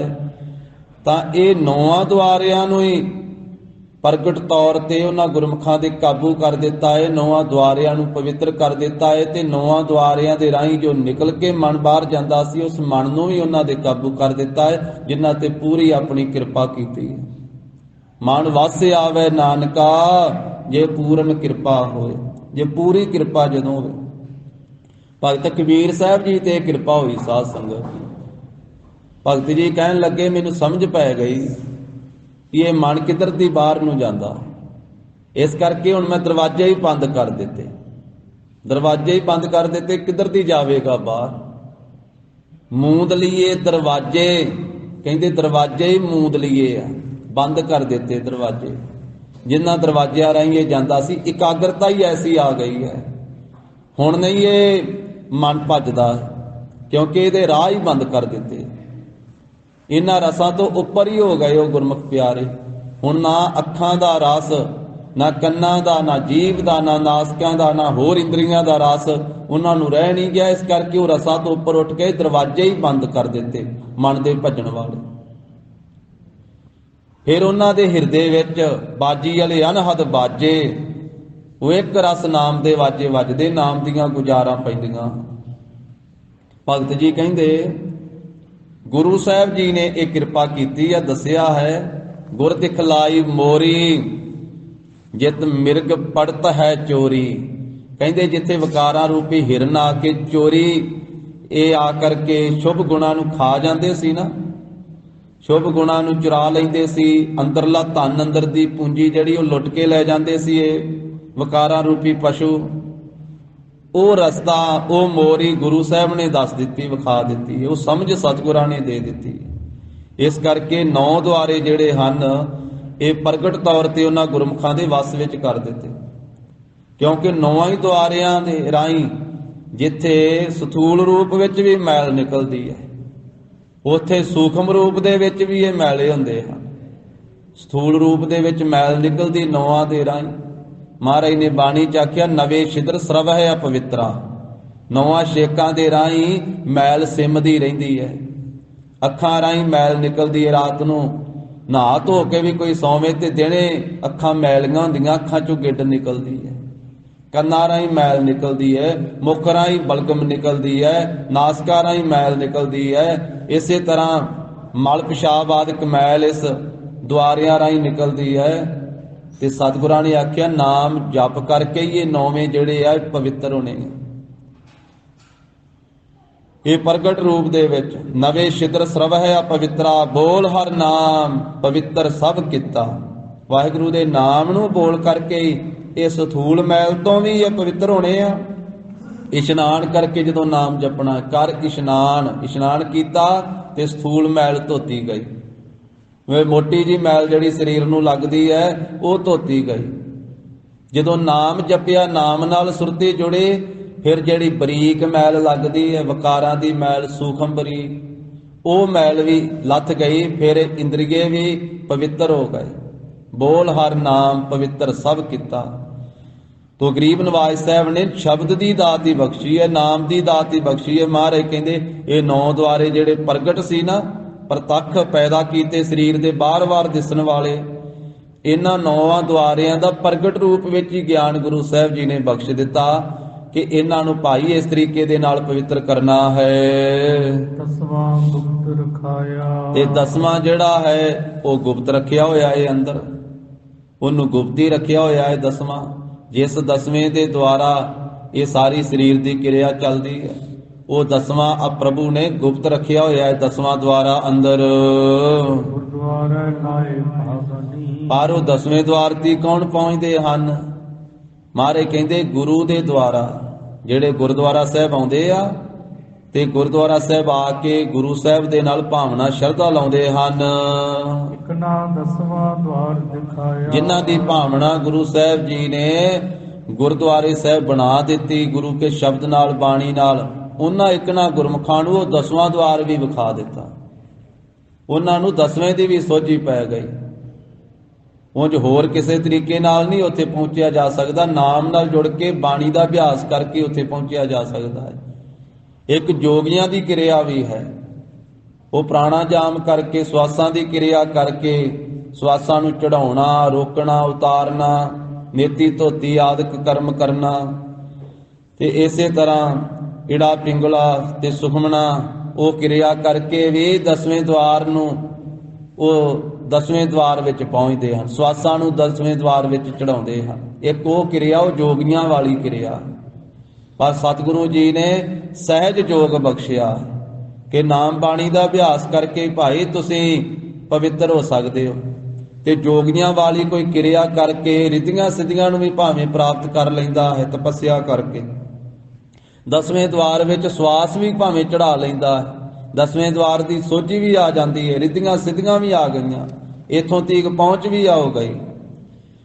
ਇੰਨੀ ਸਿੱਧੀਆਂ ਆ ਗਈਆਂ, ਇੰਨੀਆਂ ਸ਼ਕਤੀਆਂ ਆ ਗਈਆਂ ਕਿ ਦੂਸਰੇ ਦੀ ਕਾਇਆ ਵਿੱਚ ਵੀ ਜੋਗੀ ਪ੍ਰਵੇਸ਼ ਕਰ ਜਾਂਦਾ, ਦੂਸਰੇ ਦੇ ਸਰੀਰ ਵਿੱਚ ਵੀ।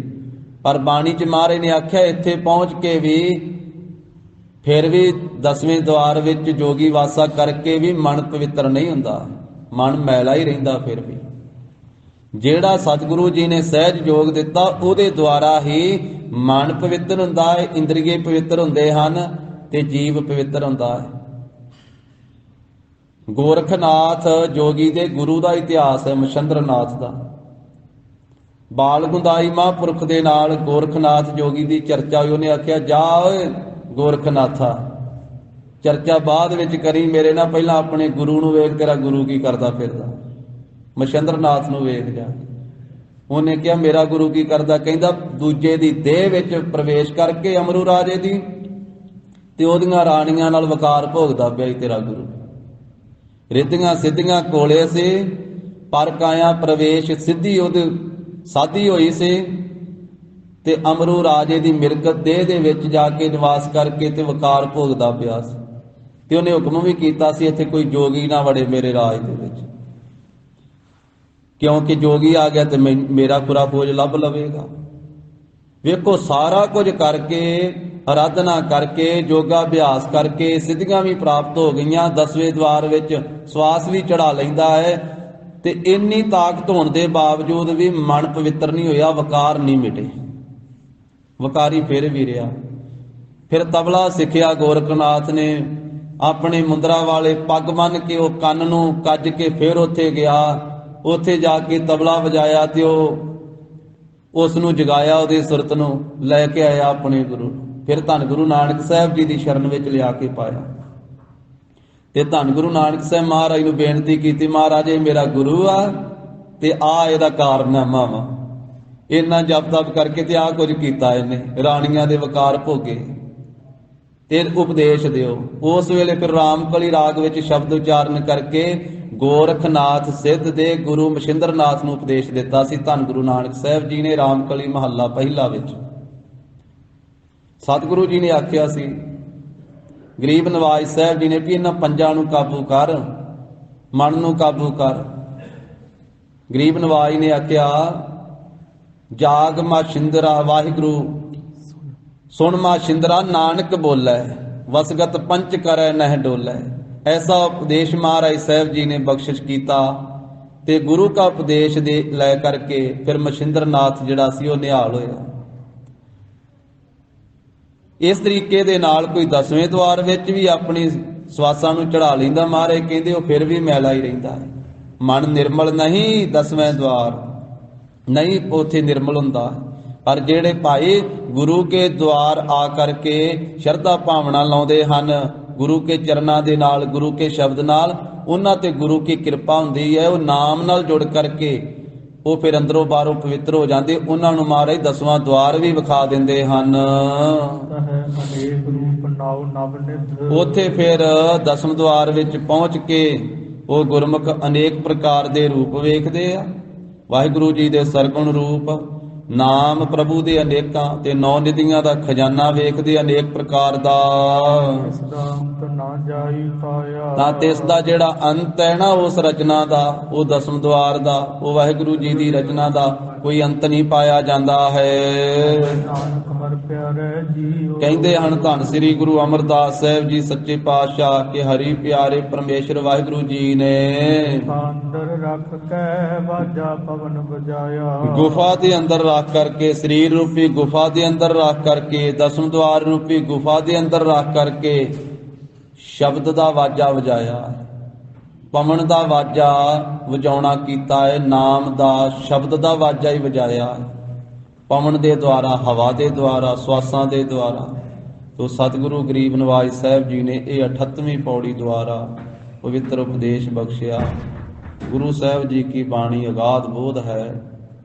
ਸਤਿਗੁਰੂ ਸੱਚੇ ਪਾਤਸ਼ਾਹ ਆਪ ਹੀ ਕਿਰਪਾ ਕਰਨ, ਰਹਿਮਤ ਕਰਨ, ਆਪਣਾ ਪਵਿੱਤਰ ਉਪਦੇਸ਼ ਆਪ ਹੀ ਸਮਝਾਉਣ, ਸਾਡੇ ਹਿਰਦੇ ਵਸਾਉਣ। ਗੁਰੂ ਕੀ ਅਗਾਧ ਬੋਧ ਬਾਣੀ ਕੀ ਵਿਚਾਰ ਸਾਂਝੀ ਕਰਦੇ ਹਾਂ।